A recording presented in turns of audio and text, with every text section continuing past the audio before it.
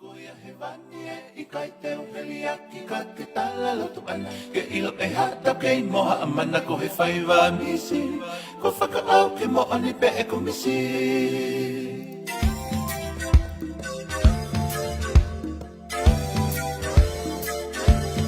Bless the fire, man, y'all. You're not rocking with the best, you know. DJ Kakai in the mix. Come with it, you know, you brother.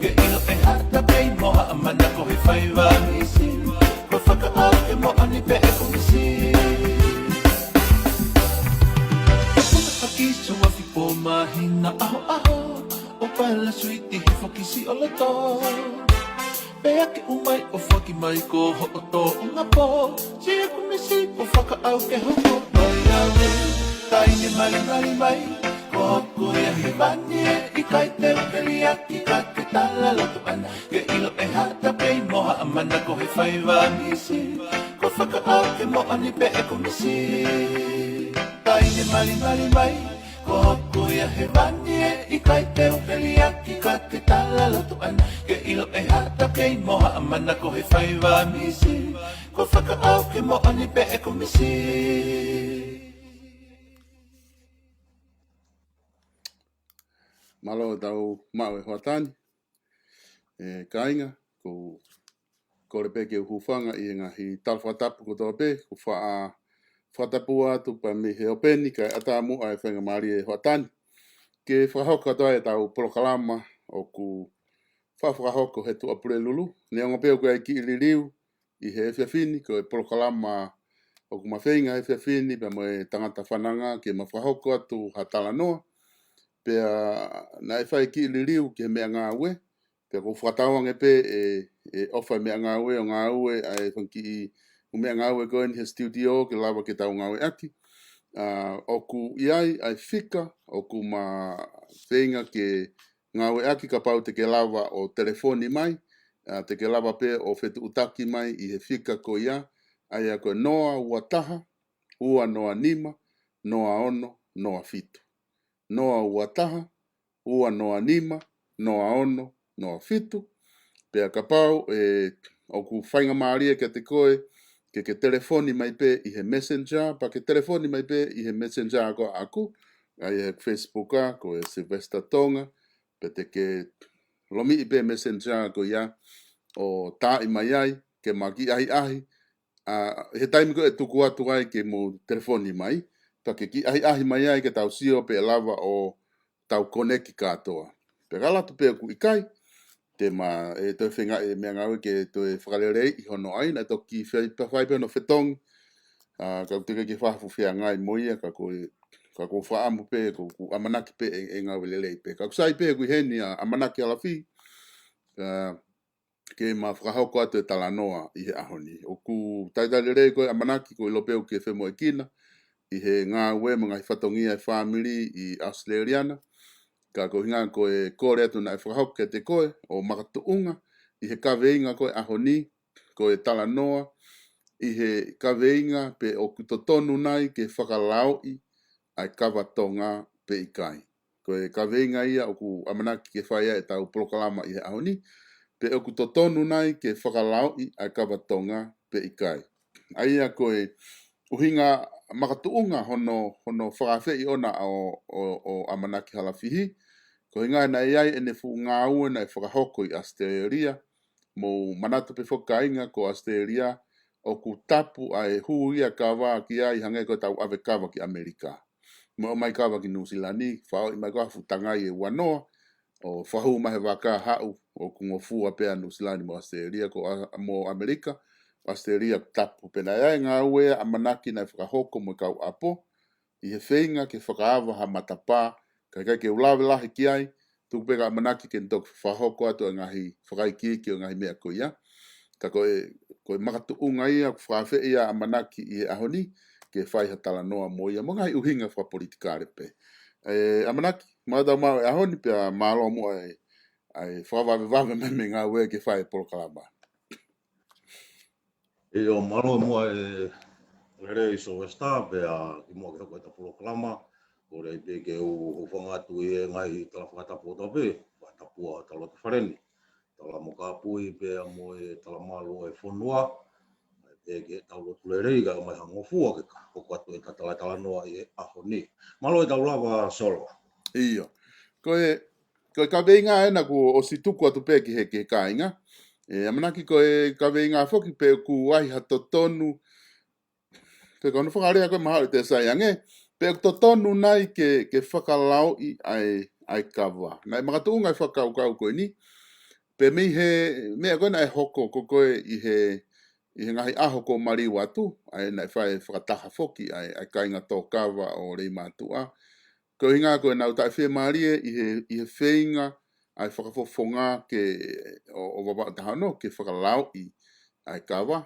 Neongo nei te toki tala noa pe ki ai o atu pe mo ne tari mo silau ko toa pe i he tau interneti. Ka kore Amanaki ke takamata tau waia i he konga koe kawa. Koe ha o anga ho wakai ki he kawa hono i he tuku atonga kau tō kawa. Moe kawa.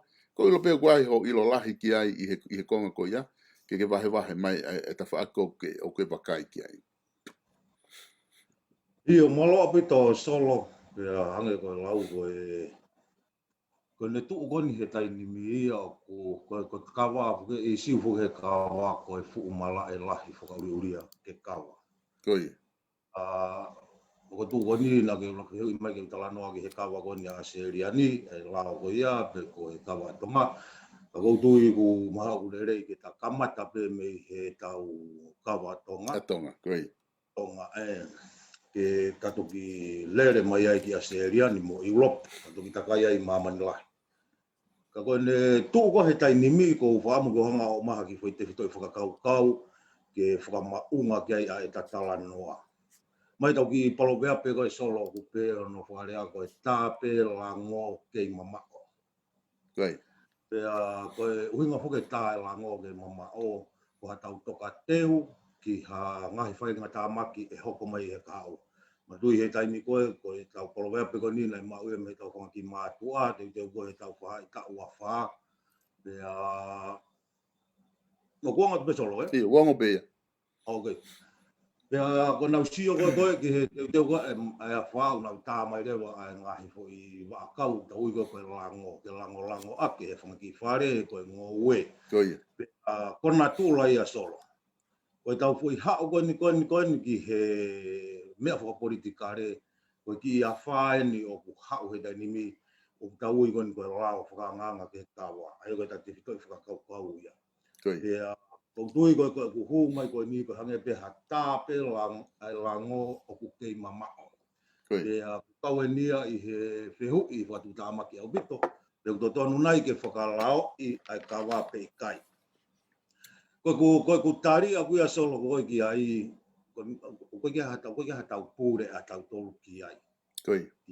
Fakalao'I o e kawa koe lao ia koe lao. Pea kia te au o kui ai pe e ku tari io mo i ka i ki he foi whakaukau koe ni. Pea koe whakaukau koe pe he e kui he ni solo koe tae lango o ku kei mama o na tau sio pe koe. Tuai pe ke whakauri mai ki foi a whawha politikare koe ni koe lao whakanganga ke kawa ko ngā uta e kakai i wawa. Ka tau whehu i rewa. Koe hae mea ko nau ngā utai. He koe hono i ngā e ni solo. Koe ta sio koe ta kini e ni ke foi whakakau ka ta tuki hao ke e rito koe ia o e kawa. Ka koe taimi wana ngā utai koa wa o e solo. O ku mahino mai ta koe ka wā koe tama i mata ia o mo ui e kakai wa wau. Ku pehe koe ia koe tama i mata. O koe tau rea he tau himi solo pehe. O mai hakoni se nisi o hange he tama i mata ke kalo o kalawe mai hauri. Tuku koia ai ki fu kawa o ku hange ia ki tama i mata. Ka tere haki kere mutu ki ai o ku ngā tupe tangata tō kawa. Ka huhu haki mongomo ngai e ngā tupe tangata tō kawa. Ka huhu haki ini se kite ai. Ka kolosi hapulu, huwhanga whakatapu, ha hosi. Nā tau siope, koe tuai e kai kaila kau tō kawa. He ku hange ai ki fu kawa ku hatama i mata ki nau tolu.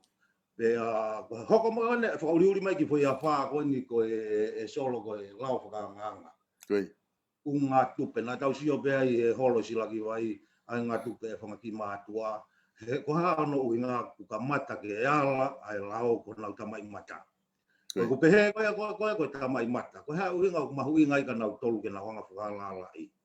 Koe mea koe ku tau ilo solo, koe tuu koe ke fu kawa, ke tangata tō kawa. Ko tau tolu koe tau sio koe ki ai, tau sio pe tau tolu koe fu kawa. Sio koe e tangata tō kawa ke fu kawa, o kune sio ki ai koe ni, e hu me ai haki i whare, ke malu me ai hoku whamiri. Koe fu kawa koe ni, e mauai ai totongiako e ku whanau. Koe tuu ai fu kawa koe ni, e maua haki me arere ke hekai whamiri.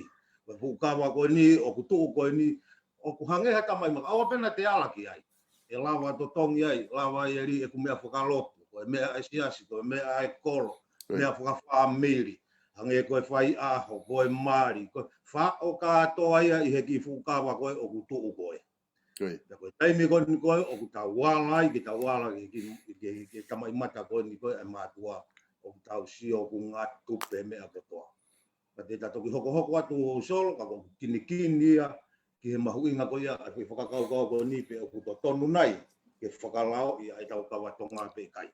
Koe ngahi whakakau koe ia, te tatoki hanga pe o miri kotoa ke. Kai tukua taha ki maari ke hu mai solo. Ia koe na ke tala noa foki ki whakataha koe nai whakakau li mātua. Ai kau tō kawa. O kai foki ke whakahalaki ha taha koe mooni o pito, koe mea mahu inga i ha whanua ka ko hono kakai, me mea kuloto ke hono kakai ke whahoko. Pea koe kakai e kolo, koe kakai e wāhenga, koe kakai e whanua, koe ia. O ku matua ki mahu inga au pito. Koe iho o wakai ko a koe ki he tuu koe mea koe na e hoko whakataha.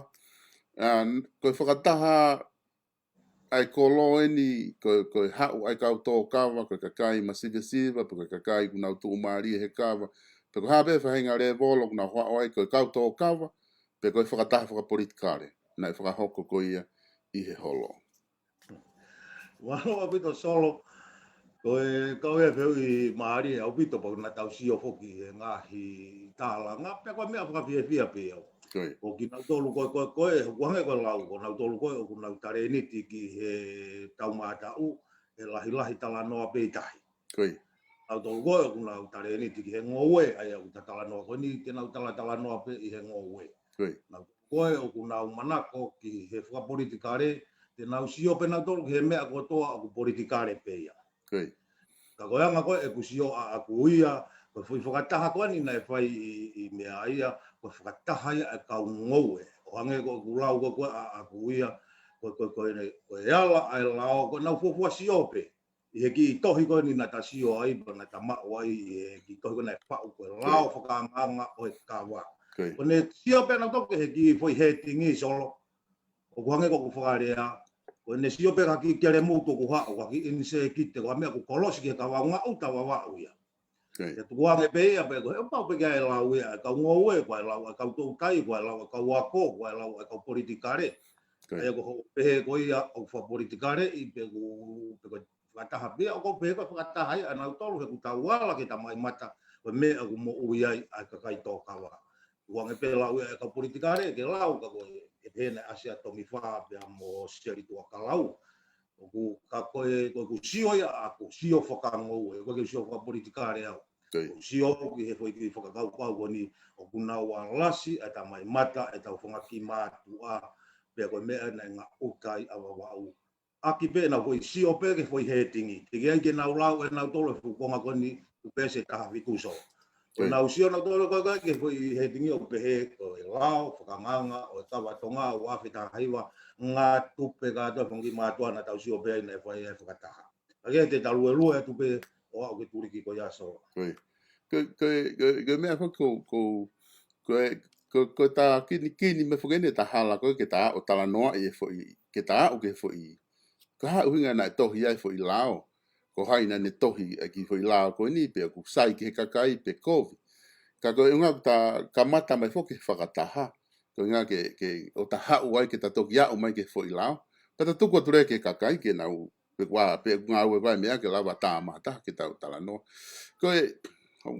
ko fehu I ka taha ko fe mau ke ai na hange ko whakamatala ko foi sio pe kakai ai foi he tingi ko e la whakanganga ke he kawa pe nau ngā uta lewa whai whakataha ka ko fehu I whakanganga he ta whaako ni ka pau lewa ko foi he tingi ia pe ko mea I loto he foi he tingi pe he mai o ku ofa te pure anga ke atu ho mo taki wafe kau tō kawa ke whae ke palau ho mo kawa kuna ngā uta na tō, te ke nau sio na tō, ke mea I loto, ngā uta pena tō he tingi.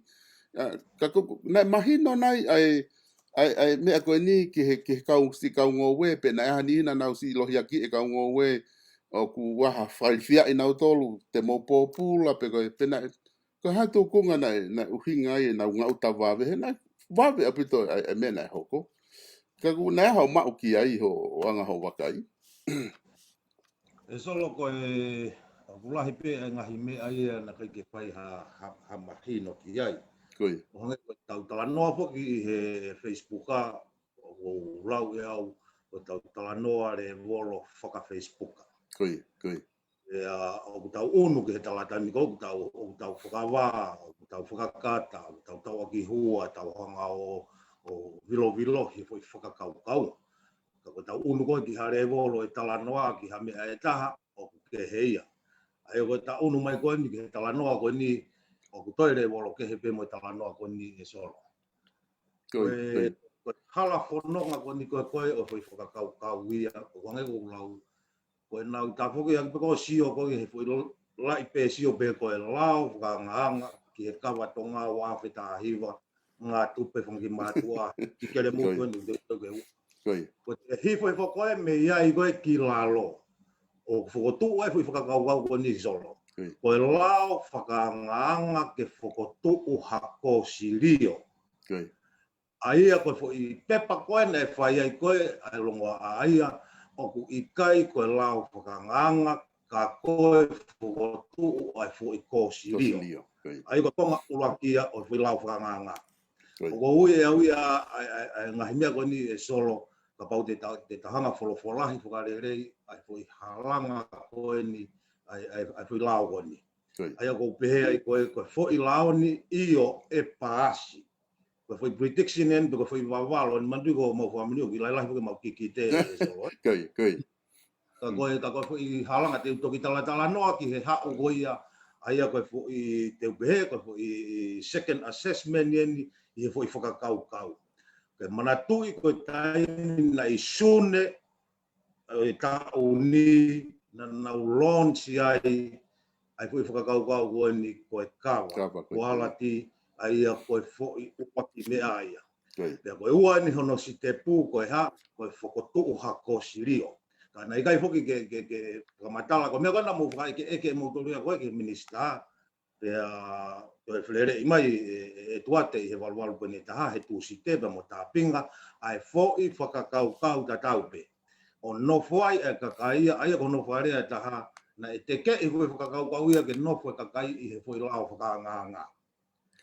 Kai ke na hanga o whakamama ko second stage en ko step 1 hono ua o kulue ke whai ai fo I ngā aue koe ni. Ula ki koe ta honga launch. Ka pana ke o si lau e mea koe ia e nau tohi na launch e Silvestar. Ai koe na nau whaawa na nau kai pōla mahal po koe ai. Nau kai pōla ai mo kai puaka koe mea katoa. Ai a rewa ka paurewa o whaha kai pōla mo kai puaka. Ka koe fo I mea ni ko o si to ia koe ni e ulaki, koe step ulaki ia. Ko te huko lau koe koe ha koe tonga Kava quality standard. Malo koe topike nau mea. Pea ko whakai ki ai e mea ko toa pe. Me he kamata me o tō, pau ke ai e mape o whama, fulu, haka, mo e kone lawi kai ministari, ka toki lawi ai na atu ua I e lango. Ko whakatau mua ko toa ngai mea ni ke langa e pure ngā hawhai ngā whare ke whai ai whai whakakau ko ia. Pea ko whai konga ulaki ia. Ka ko tui malo solo, e saipe ke whai ata ki whananga solo. Oh ia, ka pau te ki. Ki he kau tā mo ko ia mo ta tesi mandu ko tesi ko toa ni ka mea ngā. Pai tā a kau mea ke taki malolo atuai. I pai haki whananga whika waki mai fo I tuku au mai ko ia. Ai tau kawa ko ni. Wai lau ai whewhine hena solo na kei Nusila ai tau whewhine mo tolo talawo ko Rachel Hunter. Ne tuak ko e sempuna ne pehe ai. It won't happen overnight, but it will happen. Ai aku pehe ko he mea ko foi lau whakanganga ko ni. He kai hoko ia he tai nimi ka e hoko. Pea aku pehe ai ki whakaukau ko ni. Aku pehe solo na ia haki hatui na no ngahi mari e hongo fulu. Pea katoa e fui mari e tui hongo fulu ko ni na nau fei tama pehe I he taimi pe taha o whangai whakatapu. Pea no foko e tui o ne sio ki he kau no ngahi mari hongo fulu ko ni. O koe ki nau toe kai nau tolo ha mea kai. Ko mea rewa na e hoko ai, ko hanga he tui o to o mai e ne foi koane. Ai a rewa hanga rewa he tui o talange. Ko mea koe ni, ko mea ko palo pare mā ko mauta e kai. Ai unau si tui a kovi foki. Ka ko no solo vai ni te uto e au e foi te ngai koane koe ni. Ke mo kai me ai. Te talange he kau whine. Pea tā te mau whanau I be matoro e mau pepe o tigei ke lala he koane ia. Talange rewa he tui. O kuhinga foi te ngai koane koe ni. Ke mo toki kai ia he taimi koe te mo whi tamatu au ai. Uponga e whakatapu solo. Koe mōrolo ki whananga koe ni solo ku peheni. Koe hanga he tui o identify ai fui palopare mā. Koe whai palopare mā ku pehe. Koe kai ke kai e kau whewhine koe ngā koe nau tui a kovi. Taimi ka tau pe ku hanga he tui o mai ai fo I solution ke solova aki ai fui palopare mā koe ni. Pai ki toi eke ia ki ai pe koe haa koe hai mea nei hoko mo haa mo haa ko hai mea koe ke mo kai ai. Talatu pe tui te uhanga o pakipaki e whangi hoi te ngai koane koe ni o tō. O mai koe whai whakakau ki he tau mea whakapolitikare solo. Nei hanga he pure ngā tonga pia mo minister o identify e kawa. sai ko na identify ko e kava o tapuni atu me Europe tapuni atu me Australiani pia ko foi mi foka kau ia ko na o mai minista tu funga ne tapuni ai ngai matapa na mau foka kau ai ke ha ke kumi ha founga ke whakaawa ke matapa pia kai ke pako nau founga ai ko ke nau e ke nau tau ha me na tapuni matapa na foki mana tarsai tau hanga o paki mai haki foi tenga i lao o to ai ko lao whakanganga ia. Nge ko paki mai ko i tau ki ko ane. Ta ko state ni hono ua. Ai ko foi mea kona nau to i ani na e launchia i sune o i tauni. O ki foi tenga i lao ia na nau hanga o to i solo. Ko ai ko ia ko standard. Pe ko ia e code of conduct ko declaration.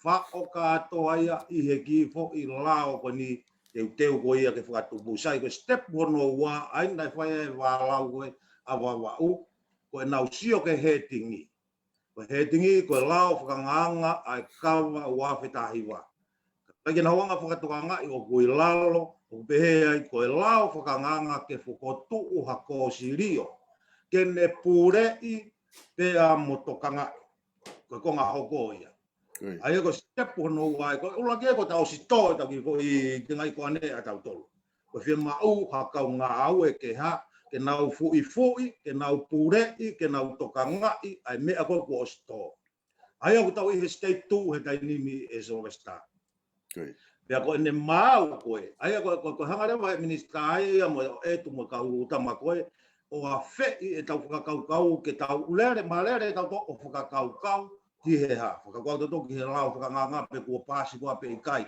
pe ha moha kai ngalo e tau tolu o kunau unu nau toki ke phase 2 e tai nimi koe whakotuu ai ko sirio pe ko sirio ko ia o mo sisio pe o lau o e ngai mea ko ia ko sirio ko ia e ia ue ka taimi o ko nau tolu e te nau toki hanga o whau ai lao pake te uki kau mai e solo Koe Oku ko me pe ko fe mau ke whamala ala ke kau whanonga oku ke tau kau whanonga ko ni he tau polo kalama ko tau fe mau pe tole tau taimi ko tau whahoko ai ngai polo kalama pe ni ke tau mau e whainga mo oni pe mahino whata tau pe ke tau tu mea ko tau tui ki ai ko inga na ta oswhawhi pe foki amanaki ke lava mai ai hataha me he pureanga me minister pe ko hai ka ko hinga fo ke ku lotonga fai na huf me ana toli no mu ka ke a fai nga mari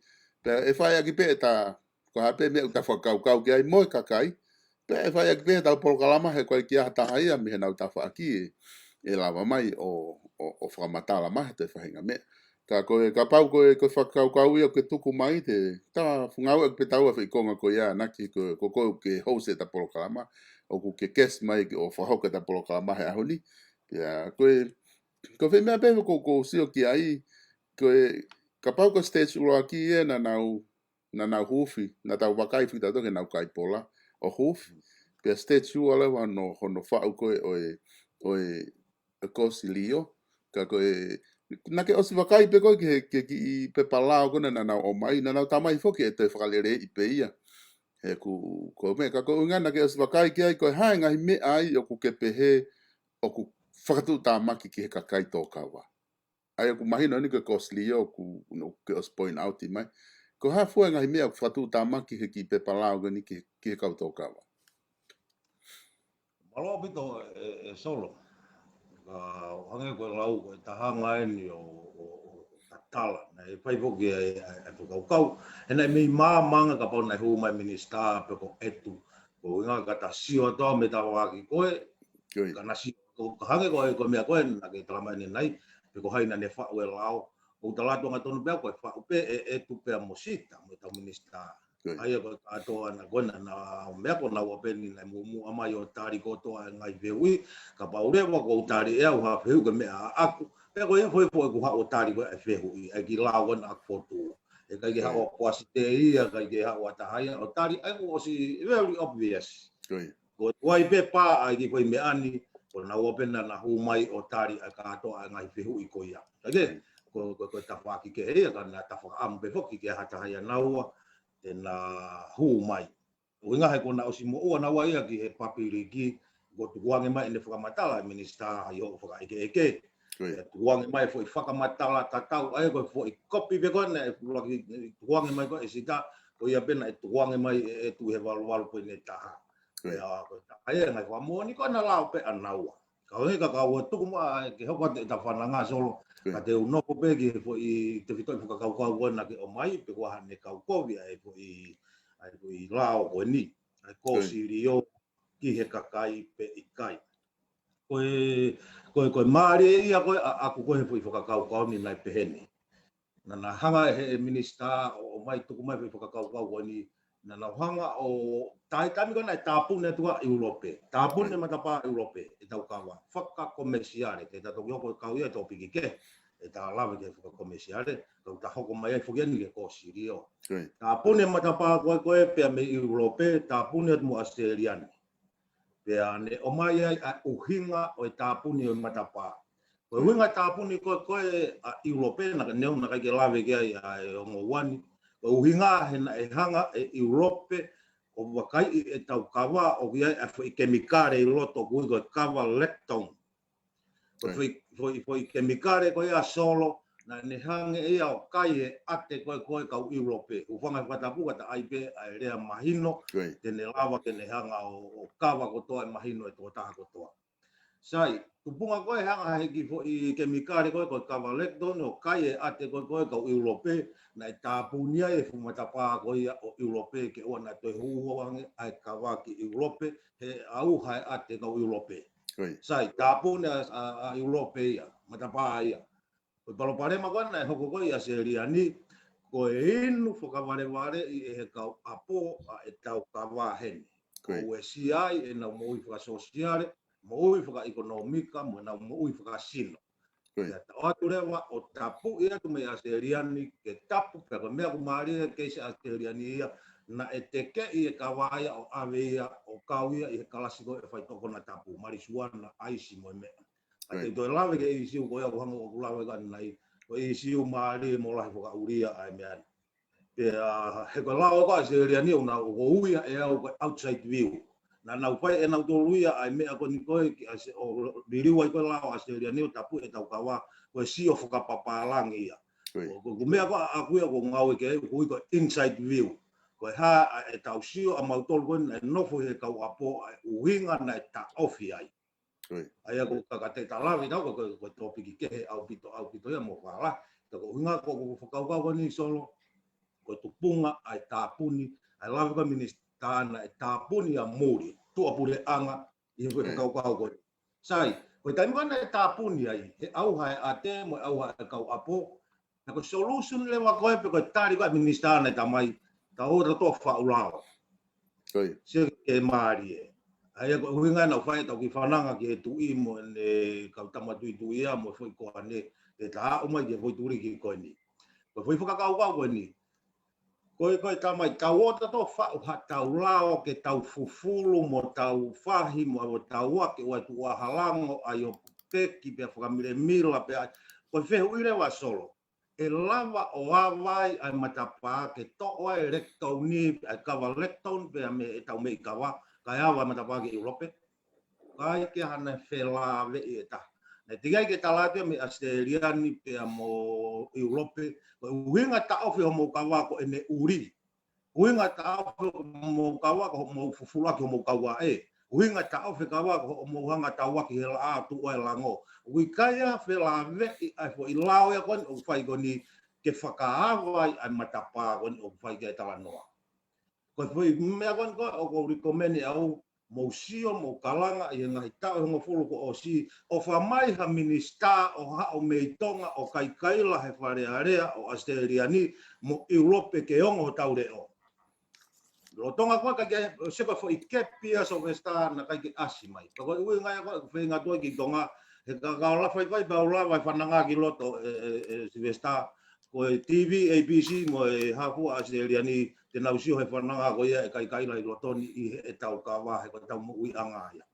Ka tuku e whai palopare mai a he. Identify whai palopare mai a ko mau e ate. Sai fufulu e tau kawa. O te mouto e o aia ke misini ta misini ko na ko tau heu sima mo mea ko hinga he mau mau ai ate ko sige ke ai ngai ko palo parema ko whakaawa hamatapa o whe maa o tau kautaki ki omo kai la ngai whare area ko ni tak tau o si ilo no whonga ko e laka whakahaha mo ngai mea ko ia o tai loto he ka organize le rei ngai mea ko ia ke laka Pasifiki ko toa pe ngai whanua ko toa e ko ne pongi pe hiwa pongi pe ko e hawa pe whare area ngai whetu ko easy uia e tu heka pāua ia media ko easy uia e tisaki discuss loto whare area ko e tau kawa. Kai ke ko e anga pe o te kau koe.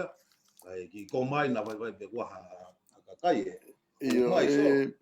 Amanaki ko tu foki he taimi ko tu pe o si ilo ipe na ko taimi ko na hanga he pure anga ko o kai mea kai pola I ko ai kawa ko I tonga na ke tala noa ki ai ko me ko taimi tatau ia na hanga he sino whakamamani lahi o tari e kawa ko mea tokoni. Ko mea tokoni whakamamani lahi. O ka pau e hui aki e vai pea oange ke maa ko mea tokoni. Aguna uhinga ko kawa ko ha drugs ia ka mea tokoni. Ke hu ki to preanga kawa o alu ko mea tokoni. Pe ko tui mahalo o ku maka tuunga e na whakaukau ke ngahi ko ke a o ke whainga standard ko o mea tokoni. Ko haho wakai ki ai ke tawhaaki ko ana ko uhinga ai whainga ko ni ke whakakomesiare ko mea tokoni ka ko drugs.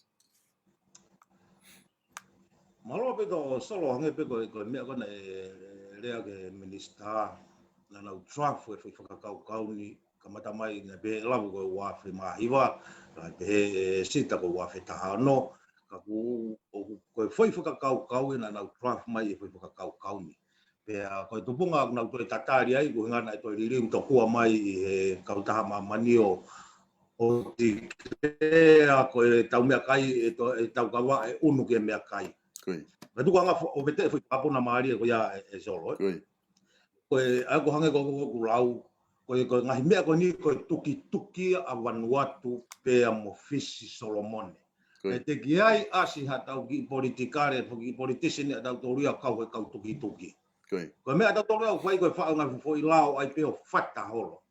Teu fakasio na ava mai matapa. Na ava mai sio ke si alu ko tuki na tau si sio pe ha o morisa ala ta morisa ni Vanuatu kore he kau fisi ke ai mo ke ha e tau kawa fa komersiale o vale ko hiki eni me kilo wa ke kilo fa ai ko ngahi tuki ko uhinga ke ai ka tau no fa tau penga e tau mai foi lao fata ho pe ke teu ke fa mai ngai kau nga api e matapa ka tau kau atu au kolo ko ia age ko fa kau ke o mai solo fe kau aki na kamata pe foke tau kawa da tore na kamata pe I he me akai na anta pe I he food of quality ko I he ngahi fonua he trade fe whakatau aki pe ko hoko mai ko ni ko kamata ke popula ko fe me ko ni e solo ko foi invention ia a Kakai Pasifiki o iloa po tonu ke tau lau kau aki o tonu ke tau tu tau toruia I he fo I whakakau ko ni he kai tama tau no population tau o falani seo o me he tau fui mea koni. E ilo koni koe kawa he kufai he lau I senturi. Lagi ka kana e lo tonga koe ne tu, te tala noa pe ki Europe. Lo tonga koe ne tu koe he kawa, ai ko Europe ia koe mahino pe koe kemikare I loto. Ai kawa lectone. Wange pe koe tau lau. E anga pe koe solowa anga paloparema ke awa ia Europe ia, koe to lectone koe paloparema ia. Ka kuange ko lau ai tau himi ka to ai masima ekonomi masima te tau masima ke ha ka to nikotin me tapaka te tau uia ko ha ka to ka lectone me tau kawa te tau I tau kawa ko ha ai ko polo pare mai ke te koloi e wange ko seriani ai ko polo pare mai fi ai ko Kakai to pua o mafure tau kawa o alo anta I he food to foki be ke he food ko nga ko ha ko sio ko mea na ko whakaore e solo ka honga vete ki whakakau ko ni ko tau kawa na antaia I he whakakau ko ni he mea kai I he pepper family ai ko pehe ko pepper family o uhinga ia ka hange ko kare ko tau black pepper ko common ngai mea ko ai ko ngai spicy ko o ai o lako he tau mea kai. Ka kuke sio ko kuki hataha i mamani pia o atu ha me ikawa o lako he ne mea kai. Ko tari kai i kai. Aia o kuto au pito ai kawa aia i he anta o pehe ke human consumption i he mea kai. He kui kai te ki ai ke toki ilo he kau whakatotolo koni ai kau mataotao koni a seria ni o ku kai ke kawa e kawa ia he pepa neonga o ku ti krea whakasaya nisi ko kawa o anta i he pepa ka ku te ki ke nau ilo na tolo hataha o whaha ane kuki pe an tomaha ne me efu i kawa o laku he ne mea kai. Ko ia o ku to au pito ai kawa ia i he kategori koi o tau pehe koi mea kai. He oku i kai ngao hi ke kai. Koe fo i mea kona e hunga i koe a mea ia ko hono ui ngā koe ha ke tau hu he inu. Hu he inu he koe kawa aia o mate koa i Urope i he fo i whakakaukau koe ni koe uinga o au hai e ate ho mou kau i Urope he kono o atu mata koe e mau kawa. Whahi peia o atu mou toki whai te riha. Mantu koe kau papalangia o ku laku ia ki ngai fumi sini pe laku kia ngai olo kaholo alu kia ngai kemikare ke fufulu aki ai kawa. Pea toki aire vai au prosesi ko ia o ku ikai koe kawa lektoni ata pe ia koe kawa tu mo kemikare ke he ia o kai e ate e nau kau Europe. Ka nau ta foki mai ki nau tolu ia o tu waki e tau kawa. Aia o ke hui whakakaukau ko ni e mafuri ko toa e tau mea foki mai ki tonga ta koe tahea he tā puaki pea mo ki he Pasifiki ke foki ko toa no proses e kawa ke whaia e tau tolu pe koe na tau wanga ke he ulau senturi. He ko tau tolu ia ko tau puna po aka pe mo alu he ngai ponga ke kana i kai kau ha ke mikare ia ai. Aia ko hono wharea e taha koe o atu wa e tau kawa me i tonga mo fisi wanuatu mea koe fo i piwa lectone kawa lectonia. E ko tupunga ai ko e awa re vai ai ko mea huinga ina te whakawai ai matapa me i Urope ka ki tau tolu fo i whakakau ko ni. Ko ia ko Australiani o kumari e taha. O nau osi i lo i e nau tolu ko tau kawa o koe ke kai. O wange ko tau lau ko tau sirini. Na mau ngau e aki ko ke kai ko ka mea ke kai. O behe e tuko e kawa i Australiani o kui kai be ke hapo i mea ia e fiti e tau kawa ke behe o ku ai ke tau kai hap. Ai ka tau whainga mea kai. Tau onu mai ke foi ke te kori ko ia koe hui ke tau winu. Ka koe mea maari ngō tau kawe ko he lao ka Australiani. Ko hinga o inu o ko teolo ko energy ai. Ko inu ko ki o ko mea. Ko inu ko ka vai e ha te ke si fa. Ko ia o atu ai e fui whakakau ko ni ko e tau kawa e unuia o anta i he lao ko ia o lo kaholo ko rika ko winga ko e fui whakakau ko ni ka pau ko hame a ko ke hui aki Hawaii o tau mua is look like a alcohol. O ka hanga ko si fa. Ko tau kawa ai ko foi tau mua pe e taha ai kawa i he taimi o ku ke inu ai ke ha ke si fa. Pea ke foka piko pea ke mohe. Kai toki o mai ai pea ai aule foi te venisini ko e po te vanasi ko ia ke ta faki ko e trucks pe ko e ta faki ko ia o e tau fai to o hange ko ai foi akau ke kui o mohe ai o ha ngai mea pe. Malo po ku fa fa tu he tari e malo pe Amanaki ko e fa ho ko te pe ke tau ka whanongo. O ku ataha dai nimi ke mo telefoni mai ka pau ke fie kau mai ki he tala noa. Ke tau ki ai ahi ange pe ku tau lawa whiongo aki he tau tala noa. Ko ngā ku o ku se pe ku wakai pe ku o ku tokolahi pe ki mo tolu heni ku mo tau whanonga i he polokalama koe ni. Ka pau o ku koe kawe inga koni ku whaikia e matala noa. Koe kawa pe o ku aunga nai ai kawa tonga ke Fakalao'I. Koe tau mua koe na e whakamatala ki ai minister. Koe Fakalao'I kawa tonga koe hinga ke huki muri whaka komesiare. Ai nani behe koe o kui kai kia hakaunga ia ho o tō kawa whakalokolo pe ho awe ho o tangai kawa whiha ki Amerika i he whanki awe ko whamiri ke ne whakatau o koe ki aha ne kaunga ki ai. I he tawhake taha ku pehe e ni ihi. Koe ne hao pe fo i lao ki he kawa, neongo koe kawa ke komesiare, ka koe lao ia kawa. Pe neongo talamai he kai ke kau ai ho o tō kawa lokolo, ka koe ne whakalao i pe kawa tuku kehe ka pehe mai e lao, koe lao pe eni ki he komesiare o kawa. Ka pau e tuhu i hanga tonu mai. Ka koe iai ko tau telefoni ana, koe noa ua taha, Ua noa nima, noa ono, noa fitu. Koe fika telefonia. Pete ke tā mai he messenger ko ni Facebooka. I he wakai pe Facebooka aku. Ko tui koe Facebooka ai atake ke tā mai ai. I he pesi, Sylvester Tonga. Pea ke tā i mai Facebooka koe e tai nimi koe ngā kapau ke fie toko ni mai. Pea kua hao fie hui. Ki he tangata whananga ke ni hanga o vete i atu hafo i whakapona whika aki mo kawa. Koe ngā ko whainga maari e ni ki mo tolu koe ia kuia hamo whihui. Ahasi mo kau tama koe ia. Mo tai mai ke vete i atu e tangata. Ai whihui koe ia ka te ma hoko atu pe ka mo manatu i pe. Kua si ata atu e taulai ne tai nimi ke telefoni mai ka pau ke whihui. Pe ku ke whe pou mai ki he whamatala kuai. Tuku kehe. Ka kutikai pe ke mahino tui e ma porokalama koe ni e ma whamatala mawaia. Pe ko hai mea o kumawhenga ke ai ka kumatala noa atu i he kawatonga. E koe ia Amanaki e? Koe ia. Koe ia. Koe pai pai ka te kohi ki tau e tau topiki. Koe ia. Koe whai konga whukene oku whemau koe ni ke tau kumahino ne mea lahi he ngahi ko ke whakamama e mea lahi me Europe, Australiana, me ngahi tuunga kui ai kawa, whi mau koe inu, pe koe drugs, he tuunga koe, mau i e ate i he lawa Europe, me ngahi tuunga pehe. Koe konga whukene o ku tala mai me i tonga he tai ni mi, ka paurewa ko whoki o ata ke hu koe mea tokoni.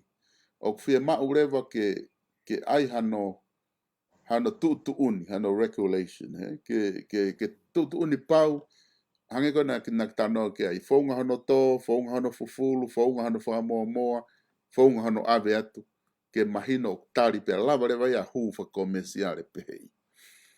Ke ne tuku ko ia ka pau i ho wakai ki ai, o ke pehe, o whia mau ha lao ki ai, pe ko hange ka tau, ko tui na ke ilo i pena ai, na kukore ke a mele Amanaki ke ne kau mai ka nei mo ua e taimi koe ni.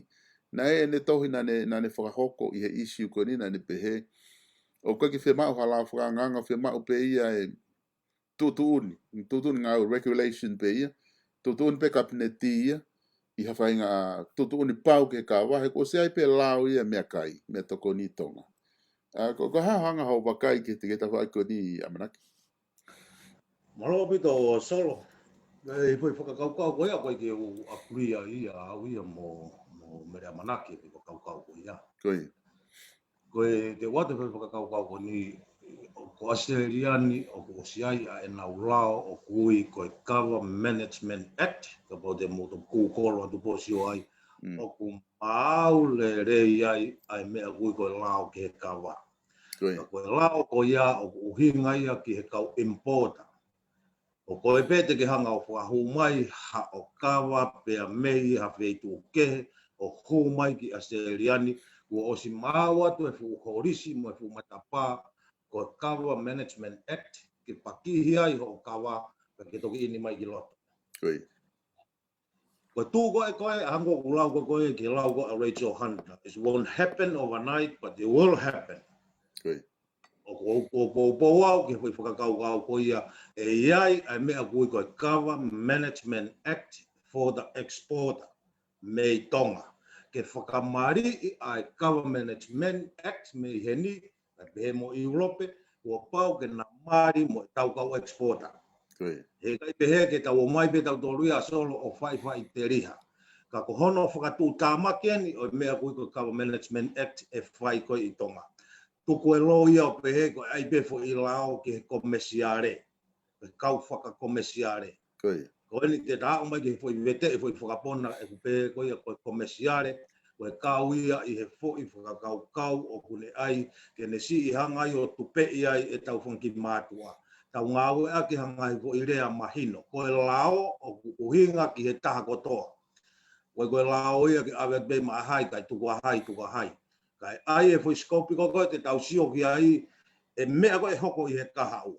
Koe lao koe ni ke kawatonga te nehanga o ko mo i kotoa ai ko mesiare whakafo i tui tau taha tuku whakaholo mo i mea o anta ko toa I hoi lao o hui ko Kava Management Act ke kau exporta.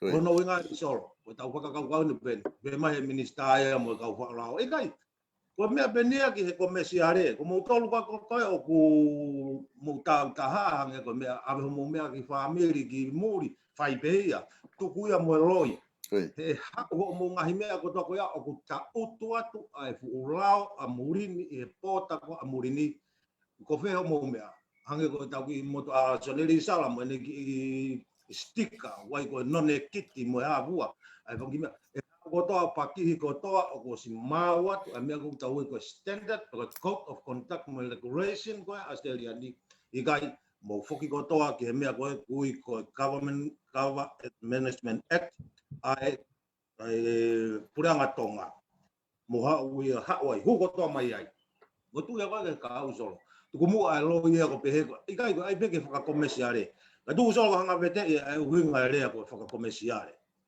ko commercial huinga ko intent or intent can make a profit sai ko foi te fana si o ia ko o komesiare pe ko tau sio foke a tau ke tau faka ko ha huinga komesiare ko nga ko hata urahi ne fu mea lahi ne fu kawa ta hui ka pote fu ka pe ko tolu pe fa ko ke hui ko komesiare ko ne alu ko ta fe wa mano mo mea ko tama ko ni ko tama ko ya nga e tau faka kau faka tonga ta to ke mea ko komesiare ko te fana sio komesiare ka ku ai hata o ku ne ai ke ma ha ne tupu e ne koloa o ku ia ko faka komesiare ka ku kai pe ua ai mea ko komesiare solo o kui ko komesiare whaka officiare, moe komesiare o kui kai whaka officiare. Aia ko komesiare official commercial, aki nau tolo koe, ai te koe ko sirio ke whao o na ui ko e laiseni pe mo resi sita. Sai, ko o laiseni pe mo ke resi sita pe a ui koe ko e commercial official. O inga he ko ke resi sita ke pure anga. O nau tolo koe, o nau whenga ke mau e nau tupu he nau mei kawa, o ui koe komesiare tai whaka officiare. Ko no ai whaka mea koe he hao koe ke businessi o ku ke perek marketi. Aia ko no whakarea to tonu ia. Ko ene pas e tau lao o ui koe lao whaka komesiare, to e ngako aki mau tolu koe kau tō kawa tau taha o ku mau perek marketi mau tolu. I he te whanasio o komesiare, ko ha taha o whenga ke mau ha ane tupu e ne ki mea koe o ku whai. Ko unga ko te whanasio koe, a tau tolu koe tonga to kua ko komesiare ko hataha o rahe ne fukawa wa mano fukawa tolu mano le ta ue tama ko tama foka komesiare I kai ko kau tolu mano na mo mano te ke ai hana ki text ana tu na ke le foka individual pena tu fix e tau ngai me ko ia so ake ko anga e foka kau ki ko imi ko ia so ko e tone ko tu o ku as mai pe ke whinga ki ke kolo mai ka te ke hu mai ha kol I ho whinga mai ka pau te ke whinga mai ki ke kolo mai I he ku pesi Facebook ka kai ko Facebook ko ai viponi ka ko tu lava hu mai pe ko telefoni mai I he noa wataha ua noa nima noa ono noa fit Aia ko tu ufukeni ko makei hoko pe matala noa tu e kainga I he kawa pe o ku totonu ke ahe no lao whakaanga pe ikai. Ke ikai ko lao whakaanga pe totonu ke ahe no lao. Ana ke pe ko e Amanaki o ku ai lao ia Australia hena ki he kawa. Aia o ku ke tui pe na ke pe ko ke tui ki he lao Amanaki. Ne ko ke ne heni ke ne komeni ko na ni whahoko mai ke tau pe sika ko ka na ke tui ko ke ai halao. Ai ke tui ko ke ai lao ko ia. Ko I he taimi ko e whai e trade I whaka international law. Mantui ko e lao ko tangutat me murini ko e lao ia ke kau importa ke malu e pota ko ia. A mea pako no tu ko ne ka hau solo ka ki lawa ki tawa ko ia. Tu ko e lao e kawa. Mau whenga hoki ke ena mau nofo ko ni mau Amanaki announce mai I December ai ola ko ia mau whenga ko ia ki he public consultation ke te whakata ai kawa whakomesiare. Pea mei hena. Ka tuonga I coronavirus, o ku toi tolo ia ai result ko ia ko ke mau hataimi ke he kau paipa ko ia una fight decision, ko ia te tau alu pe mo taimi. Ka ko se fai ko toa ngā ue ko ia, ka ko ne tū ko ni, o kua rewa ai foi possibility, pe ko hange te mei, e hoko ki New Zealand ki pehe ki Amerika. Ka kai ke tare foi venga ko ni, pau ke tā puni. E ko tū a Australia pe mo New Zealand, o kuai an agreement, ana waia whaka New Zealand pea, o taha pea New Zealand pe mo Australia ni. Ko mea koe e pasi e pasi i New Zealand. Ko mea koe e pasi koe i New Zealand, ange koe ki whakatata ko ni, na taulere mai tau New Zealand GST taulere taulai. Toki introduce mai GST ki Australia ni, uinga e bilateral agreement ai ongo whonua. E tau hao whaideria pe ki New Zealand, ai kau sititeni ki hiani, aroa whaideria pe aini. Ai a rewa ka paurewa koe tuu koe ni, ka kai tari e maunga. E toi tā puni mo e tau maketi koe ia i New Zealand. Koe mea koe rewa e ku e mafola ai foi vai rasi koe ni. Koe foi kolona ine ka ki tau tolu koe Pasifiki. Koe ne mafola koe na, me te tau ikure vai o tā puni kai whotu unga ka vai tonga o ia o tola e taha maape. Koe whakapiko piko e ka u tō ka vai tō e nau mei ka wā. Koe ia e uhinga koe e whakau whotu e mea. Tā alango o kei mama. Malo pito Amanaki ko tui malo ko e toko taha ku i he laine ka taki wakai ange pe e ongo mai. Malo ilei? Iyo. Iyo koni ku kuongo atu e mea koni ku whanonga atu pe ko hore eka koe ke ilo i pe ku ke ongo i pe kai. Iyo. Oh, okay. Iyo, koni kuongo pe, te orea mai koni kuongo pe. Iyo, fore aisi?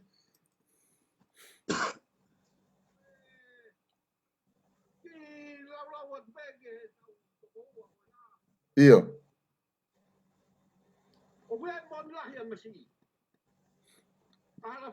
Koia. Naki kwe whanongo pe ki he mea koni? Iyo. Iyo, okay. Sake maha ki se niti.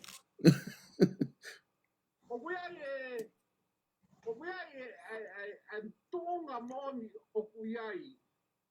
Mana tuyo moni kau barangi ia. Kai ho tau ate mo ya moni. Ka ko ha me kai ho tau ate kai ke na ulawa ke kawatonga. Ha me wa ke na ulawa ki he wa ine mo kawa malohi. Ene fe arwa ki mamani. O kuiai u kawa heni mei fe kawa malohi. Wa ine. Toi kovi ange he kawatonga. Ko me ai o ko ki po wai ki he toko ua ko na. Ka pau pona whare area, te puna au ki Australia, te puna ki Europe. Te wano area, what happened? O kuna u laulanu discrimination? No, don't do that. O whea ke kawa tā mate a mamani. Ai, whea kawa maro hieni ko tequila, mei San Francisco, mei Mexico. Good. Ha, kami au pito nge ia moi waine me Australia ku hau ki heni. O ku te kona ai o tui e fua kapa tamate e mari mo whanau. Hapau na ulape hei tonga. Ko ki mea mea o kou sio ke ai o kumoone toko ua kona. O tonu ke aha taha. O anga pe fokia e whare area ulahi e nau ngā ue mo te. Ka tonu ke aha taha ia. Ko tau kreime e tau tau nau laulanu. O se foi ne aia. Ka pau na kai e a te osi a tonga, osi mo ho e ki e mate. Ari. Koia. Marino, Koia. Mea mui ko laulanu. Ko sio ke Pasifiki o ku tau ha moha. No, don't do that. Ke kaka kuanga nia ke kei whai ai. Ai tukulalo ko na. O tonu ke ai e tau whakapoponga. O tonu ke ai. Sio ke hai lao koni. No fo peka kaya me heno kape ato e tuimon. O stupetalite. Tonu ke tai mai ki heni ke pure anga Amerika. Fusi mai na pa beta. Kakai o ulau. O ku ko hia matea ia. Tari sone. Hiki no liki tonga o whakahopo ai dea. O ku vai e tau lau. Ko mea ko sai ai hanga e sita mo mea. Fusi e lau ke pepeka. Nea wa hanu e kakai. Kako fusi ko lau. Tau sio lewa ke kakai loko pua. Whaka loko pua ke nau hao me mate. E tau tea ki toko taha. Ka tau e toko lau mano. Kako leo kona tama kona Halafihi. Ona Halafihi ia. O Pulaulanu e foi mea ia. Ka pauna ko mea ku kai ho tawate. Ko kai ho tawate pe pekia mo ho weiki mo tautui. O nau si inu kawa. Ko ha mea ko ai ke toki kai ai ho tawate. E mea ko ia. Ka tuko e waine me ane pe talu mea. Mea atama mo mea mo na winu waine. Na kona noa mo mea. Ko ha kua wai e to kona he toki kawa tonga. Ko ai ke fai kawa e ka fai te kau. Ke fai kawa e putu. Fai kawa e mari. Toki ai pe ka tonga ia o ova tu. Pa para mai ana tolu. Hanga ko ova tu e winu waine. O te kai ke ho e piso pena toko ku ilaganga. Ka ko mea ia sabesta. Koi. Poka pokua. Kata ke kai e taimi ka kaya ka pe ki poka watu ke si toko ua ko na mo de ki kawa. Mari. Malo pito e whare aisi ko tui ku ongolere e pito whanongolere e tupe a Amanaki kiai. Kia ku malo o telefoni mai ku mahino ka ti mau au tau whia ongo aki pe tau talanoa. Ange koe na ku talanoa tu kiai, koe ke ilo pe te tau whia ongo aka koe nuku lawa pe tau whanongo o whanongo ma whanongo atu pe ke whanongo mai ke anga e talanoa. E ka inga malo apito koe tau laine na ata telefoni mai he noa ua taha, ua noa nima, noa ono noa fitu. Ka pau ke i New Zealand, pea ka pe i Tonga, la pe po Australia, te la po tāma e telefoni ko ia, pite ke tāma e Messenger, koe ke totongi ke Messenger koe Facebook, ha? Telefoni mai ai, ke hange ko telefoni maka whare aisi. Naki, koe tahana ko ne tāma ia pōpō mai ke te koe. Iyo, malo ko ongo le o pito mai tano a whare aisi.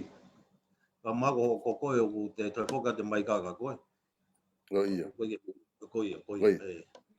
Malo, koe, tami kona ke huri haka whare aisi, malo mo le rei a wheke pe mi Amerika laka. O ki motua koni na utupa ke pe i puke o haloa ke ai pe ai. Ko kaige ka ku tahe ai he ngahi poini mahu inga ku o mai ko ia e bulldozer e foi aisi. Ie foi whakakau ko ni e solo. Ko e mantu ko talo hono kamata i mai ai whauwhaku ai lao koe ka wā i he tāhiwa walu nima hiwa nima a o mai ke taimina o hiki whanua mai ai ki he ni o maurere ai. Nei kau otoa ai ngahi i siu ia koe ni pea te o mai pe hanga ko lau koe mala e ka wā i hono talanoa i ko mala e lahi wauria. Pea ko inga he o kusio ai pea ai mea moni. Koe fo i kau e nea fo i ilolo loto ai tau Pasifiki o ku i kai lawa he kau palangi ke nautari. Ka pau mahalo ai pea tau mea ko ia ka pau na ka hanau mea ko fo loa hono tari mo whakalere whakaama. Koe ongo tāmate lahi taha koe i he mamani o tau ilo i ko olo ka holo mo e tapaka. O hange ko whakatatau koe ki he lau koe ia koe a kore aisi. Ko haku pehe ai pe e tau ki mea whatonga a tau ki mea kawa a tau tolu ia. Koe laulanu, koe tarikai iyo. Ka aku iai ai re volo ko hanga ko whatalanoa. O kalasi ai re volo ai mea koe talanoa. Tau omi koe o wakai koe o tau sio atu pe o ku mate kakai i he tapaka pe mai a steri ai kai. Langai ata hafu whare o ui koe council, koe kansa hafu a support. Alu me whongi matalai ai ngā tau puna. Koe hako i ke tuu se uru kai week the rest of the party. Koe ngā koe ha, koe me aia anau tolu. Tau pepa mo olo ka holo. Ai hafu whare ui koe rehabilitation center. Awe kia e kautama ko una fute ko ki te lawa te ko hango whare aisi mea ka ki te lawa mea. Awe nau toki ai. Whaka te ai. O ka tuko e tau me kawa a tau toluia. O tau ngā unu ma toluia i he whai state ki lere whapure anga au pito pe tau tolu. Ka koe mea ea a tau tolu koe ni, ka kai koe ni koe na tau whai ilo koe ni. Te tau tu whakata. Wangai ko whakakau koe ko atu. Koe whonga whakaawa ai matapa tau hanga o orange whakamamani lahi a e tau laka whakahaha. Koe whonga pea e lava ke ea ho tau reo ke tau hanga rewa o kanai si tau hook up o koe whukau taha kawa koe pahama aina koe nei kopi mai e ureanga tonga e nau whamatala mea nau tolo ho maa launch tonga. Ka koe ngahi whakawau hena kai ka tau kau research. Ko te lau he koe e ki mea koe tonga ma alahi moni. Pese te fia ke ino kawa koe rek tauni mo TX mo e hafua. ko hena alo whatotolo ki ai. Mea ui e au ia koe photocopy pa ku tapu he lao ke hanga kopi maha mea loni si o pure hanga. Kage, koe isi o ke ia e soro. Ko hinga toke mea kone whakata anō mai telefoni koni. O ku mōni au pito. O patata koe ki tau apo. Ko ne hu mai koe e tau kawa koe fo i new invention ia. Ma fure kau apo ia o na winu kawa na toka ki te asia tahaya he papu. Kai te asa tahea tā mi sini. Nofo pena to hena community. Hena e koe fo i mea koe feitu koe kau apo. Na ai he kau palangi o koe limit. O ata pe ke hange ka pau te alu me neiafu. Te alu whatau mai te kapapia me neiafu. Te ke hao po nofo he tua kolo re mātua inui pa ke toki alu re waki loto. Tahea ngai lao maari e. Koe te hao koe kawaia. Na kai ke halao e tami koe ke kawana. Pe me pe kawaia alu ki loto sai.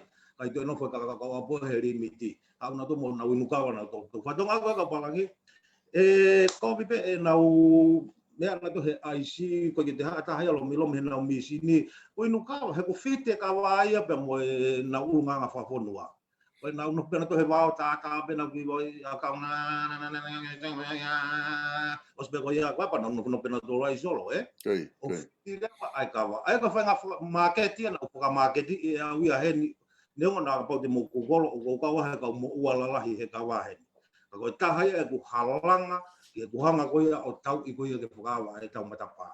E ko matapa e ko solo ke foi akau mo ngai products ke whau ke kawa e tu uia.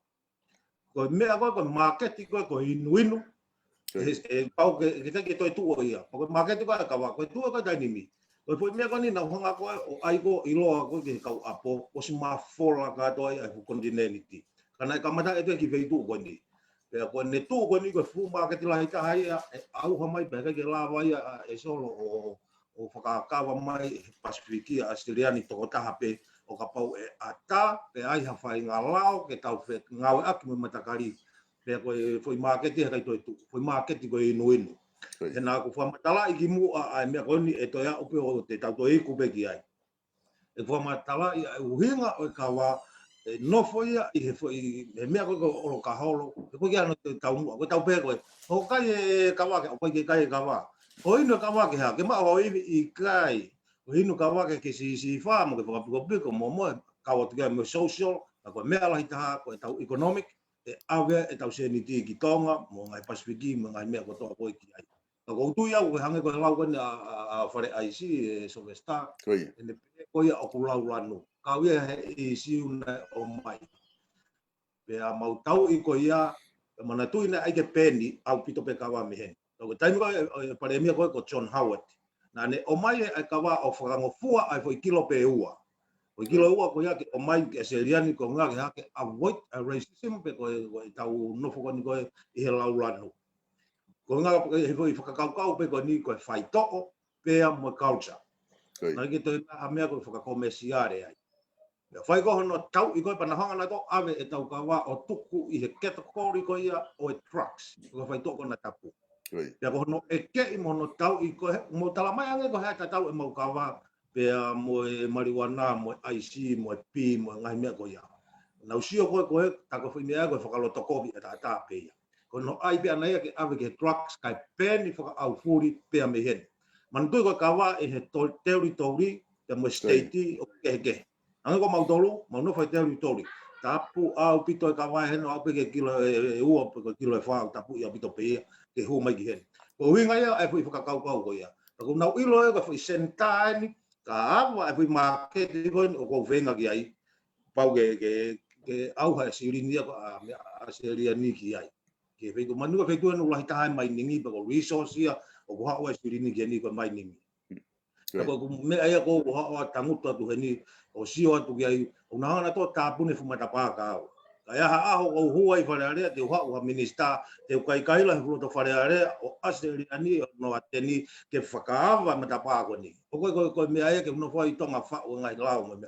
Fa bita whakakau ko no fai minista po tau whakawheta tau popo ki le molo ko e tala no fa international ko trade ko ia ko tala no ko ni ko nga uta ko ni ko are matu o mo wa mo me o tau ta no ta to i le volo si e tau ka ngowe pe ko te ta to ki lave ki ai ko ta no ko ni ko ke le vo ko na fe nga mai me ai ko me ngo me ko lave ka me ko avoid ko racism ke ke olunga pe to mai lewa e tau kawa me drugs o he ke hifo ke olo ka holo he tai nimi aia ko tu unga ia e no forma o ku tui ke whananga solo e no foi e tau kawa e anta he olo ka holo e o ko ka ya olo ka holo he te whananga sio olo ka holo he tau kawa ko kawa lecton ka ku tau mua ka paurewa e ha me aku hui o ke inu o sifa o no tau mua ke si sifa o nge ko olo ka holo e anta ia olo ka holo ko ke anta ia he put ko nga ko ha e ko ke inu ko ke ma wa ha o iwi mo ha o me to ke ka pa to hu ma ta ia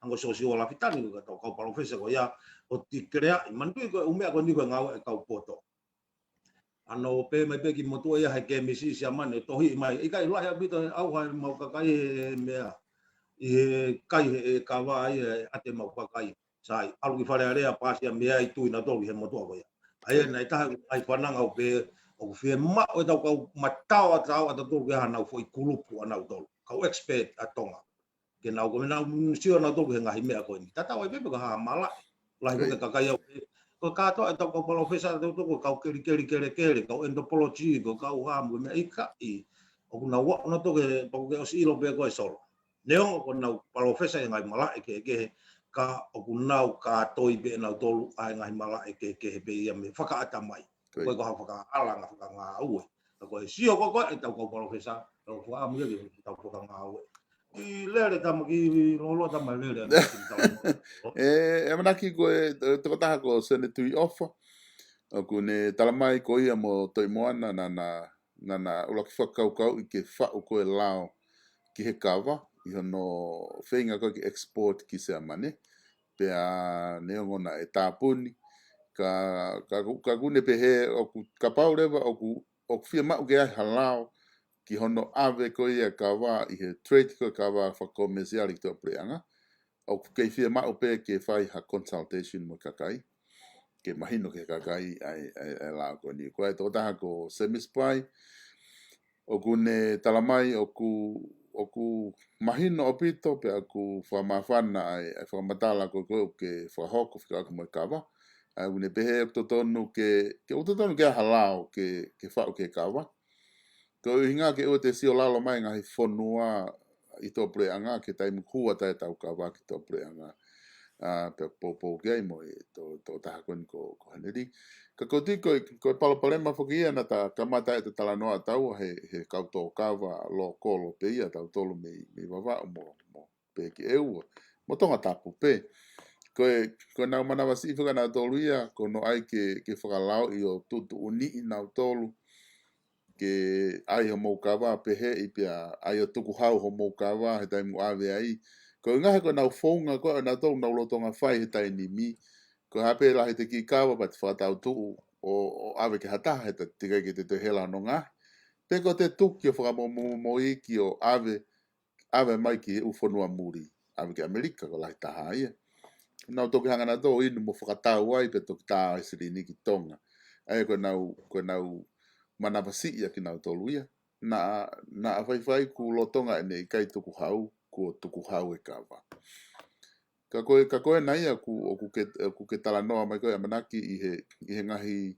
le volo ko trade i o lunga ai ka le volo fo ia trade fo wa whanua ku os mahino pe ia e kai ke e aunga lahi ai lao ia mo whainga regulation e fo tu he pureanga ke taim ko whae tau trade fo wa pureanga ka ku ke ata pe tau lai ne ka inga ko whare ICP ku ne o si tā mai i he messenger o whae tala noa ke ata pe tau lai ne ka uke fie whihu i mai ki a Amanaki ke ne tari atu o ku lahi au pito e ai o Amanaki ko gan toki ngā ue ni ki he kawa fuoloa ne whetakai e ngai whekeri ma ngai whekumi ki he kawa tonga ke hu mai ki tua pureanga tau whiti ki Australia ka pau ku ke whihu i mai pia ku tai le reipe ki ke whihu i mai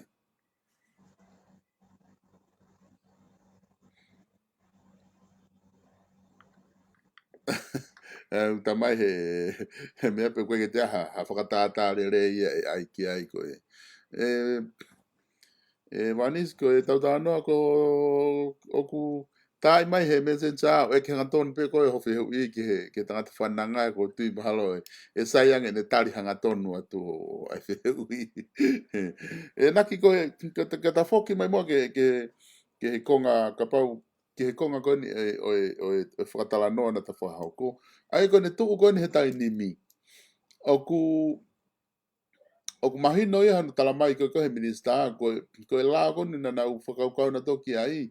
Mahalo e toi ha tau ia fiha ka ke la vai ta un ka ke la vai tau ka hau ka ke la vai tau hoko mai ma to ke la vai mahalo ha hu mai to fale area ko o se tau ka hau ai ko ho ko ki loto ma to ki la vai he tai mi ko ia e amanaki e i he la ko ai fo ka fonga tai ni mi ka ko ai ale ba ko ne tu ure ba ko ia ku o ko to ta hai ni ta mai ta tu pe ma ko ta mai ke po ka ma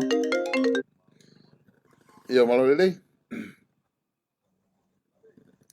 yo malo le Solo, ko mau e tau lau. iyo ma ta mai ha iyo Koe ke haku me sen sa ke tā te lau. Koi, Ka kou whanongo pe he o taramata ke fie lau ke atu te o whai te apu kou maa. koi, Mai wahe atu whakau kau le rei ko tu e o mo taramaha e hau ni ka o koe ai koe te stoi e mahu inga ia o kou fie lau e atu au ke ai ke hange koe nau kou Halafihi. koi, Koe mea ko whakau au ke whanong koe te anga o Tarama koe anga e lao koe ni nai. Whakanganga koe ni whakatuki tonga. koi, Koe poini o kou fie lawe ato au ke aia, te wapau e lawe mai te ke aia, ka hawhi, ko wā. Ka pau lewa ko whakaata he ngahi māketi ko kure anani. Ke nau ngā ue ake kawa ke ange ko mea kona kau ki lop ke ko te whitu. Ke ange ko mea kona o whamatara ke ahala ki koe ki Australia. Tau tui lewa o ke tonu lewa ke whaia ngā ue mana whakamao ke ofo whilau whangang kon ke kawana ko amatapā ia ke huru mai ai. Ai kau kawa me tonga. Te ka pau o te kei ke ata ia i he ngahi whanua muri. Ke hū mai e kawa o nau whie mak ke nau ngāue ake ke ngai whai toko. Ko i whakau pia ko sa kei takapau iawa o te ke aha. Ka ngahi whakau pe hea pe koe aha ngahi māke. Ke whakahoko i whakau whai tonga ke o mai e kawa. O kai ke toi hela kai ngahi me kawa. Uta takai ho whakatau atu kai ke maua te uri. Koe anga pia e kuku whakau e soro, ko sio koe te hui whakau, mahotina pia ka pau. Ku whakaata, whakamamani lahi, kia tāri he ngahi kure anga lahi, kure anga ni te nau. Ngā ue ake e tau kawa, pe au tonu rewe i la whakanga e ke whakahu ke lawa ke tātānaki. Ke maa opo prangai ko ngahi mea kona tānoa kia e toko ua. O koutu i ia i mahalo koksai, takapau ewa te kei ke maa wa māketia. E ngahi whanua muri ke hu mai e tau kawa me tonga. O hange ko whakafou i he lao me ngahi mea katoa. O kum tui au ia mahalo pēna o kusai te ke tupe kakai ke nau tau atai. Ka hange o ki whoki e whakau ke taimi koe nai. Nai whinga e koe tapaka ke whakalao i tonga. koi, O kum tui au ia ko whakau koe ni o whakahok koe ni o hange whakau ke he hangi koe tapaka. Ka tai ai whakono uhinga ona e ana whakau ke ona. I ona whakotu koe lao e tapaka. Ko hinga koe tānaki haki ko tau me ia. koi, Ni ongo pe ko i kai ke ngā hia hou mai ki muri. Ni mea ka koe whakau koe na whai sio e kia e kakai ka nau whatu ko i lao. I ko toi a whune kau sia i nā ia i tonga o mai e tapaka mo ngā hio whakatau. koi, Ko tui au ia. O mahalo o mei na kura te he pe ko whakau ia ko e ni ia. No whao so i lao ko e ni. Ko mahalo ko sio pe po anana ko e lahe anu maki se ni te tānaki me iai. koi, koi, Mahalo ko ki whakau pe ko ki hoi poi pe ko whakau kia i. Kaya pa mea na kula me kai. Ka pau lewa ko whakaata me i Europe mo. So ngā whanua. E nau ngā au e ati e tau kawa ke e nau ngā whai tō. Ka tōmu lewa ke whakaukau e ho i la oia ke whai anu kuku ke mau ko. Koutu e tō saiang ke tau tō kawa. Ka pau lewa o kai ke pehe hange ko e whakamatala e tō koua ke Australia. Koutu sai tuku peke nau tatafa te liha peke ne mei kawa no ngahi. Koi. Malo ko ia pe solo ko o fanta po malo e ko para pa po e ta panu para ma fai mi e to ko wa me ase ia ko ia pe solo Iyo. Malo au pito ai telefoni mai. Ku tokon lahi apito ai telefoni mai ke tau polo kalama ai kainga. Ko taimi ene ku maki tesi pe ahoni e polo kalama ki he kawa. Mo maki tesi ia ai me anga fainga me anga au ko ni ke lava ke tau. Une ngo pe foke tau kohi pe tohi ka ku te ai pe mo ni ihia ku sa e pena to ke mo ta mai o rea mai. Pa tau fetala no aki pe o lai pe i he ope. Ku neo mo pe to ka fainga fa ka tau ni ka ku ai pe ngai me au ma pa ko ngai me ko ke au ko tau me pe anga ia pe ka kai na si tohi fo e sensa o si fa anga ia te to wa tu pe ke na o mai ha poi ni ka na Hei lo na ko whanga toko ua pe au awhi. Ia. Toko ua pe a nak. Ka koe mea whaafoko koe po karama koe tau wahe ai neongo ko me haha ki kuku mo ki whakau lia tu pe ki heke tau sio whanong ki ai. Koi. Iyo. Malo au pito e whatana ofa ia. Koe mea ia ku hoko Amanaki koe whamalo ke tau tolu kone ko nau tā mai koe whika te ke lava telefoni mai koe noa ua taha, ua noa nima, noa ono, noa fitu. Pea ka pau o ku ikai te ke mau ai whika koe ni, pea ke telefoni mai pe koe he messenger o tai totongi, wakai mai pe messenger aku, pe koe messenger koe viponi mahalo na lava huu mai ai. Ka aku atake ke telefoni mai lotonga heni a Amanaki, e ku mei osi e taimi whainga mare Amanaki, ka te fokia alonga aue, kai te lava wau ma fehu ina na ole tangata pa ke tok fehu i mai ko ke ufu i lahi au ke kawa hang ko i logo Amanaki ko Amanaki fugia ku ta ulahi ni ne whakatotolo ana ka ko to ha me aseria ne whakatotolo e kawa po ai fu ke ha no kum he tangata ngai whainga mari e mo kau apo ko nga ke ne o kwange hu kawa Amanaki ke aseria ko hu drugs ko e ka kai ko tu falo ngai fonua mi Mexico mo mea ai ko me ia ku ka malo pito e kainga mo ta mai he tau telefoni po messenger no wata no anima no fitu e Amanaki ko ha o lau ki ngahi telefoni ko wa mai Pa pefia pito solo pea ko mea ko pefia lai taha i ko hanga uia ko ha o ki kini piki o ngahi mea ko pe te pa ke ui mai au ke ko wako ai koe. Sai pe. Ikai koe. Whawhia Koe. Ko mea ko whawhia ai o kulawa ke ngā aue, pa tau whanongo hanga tonu ki he ngā hire o. Koe. Pa ku wha whana au pito. Ka ku atuange pe ka ko menia mo mea ko mea pe u tau anga ki ai ku pa pe ke whaha iua mau pe. Koe. Ku mea ka ta nofo pe o kasi pe e ta tāpe lango. Koe. O kei mama. E ria na o mai a ngai mea ko ni. O kuhange ko kulawe ko nei e whakare voro pe a e tau tala noa ki he tuunga mo e ngahi i siu ma ngai mea ko tau pe o tau o mai pea. Ko mea kame fia ko tale re ko tau a solo tā ki he ma alu ki matau, alu ki olunga, alu ki lalo. O ka se lue pe e holo pe i ngahi tōpiki ko kana o whaamulahi au ia ke hu mahataha o sio me ta whaake taha. Pea ka tale re wawango o whakalawe ko hoporo kalama ko.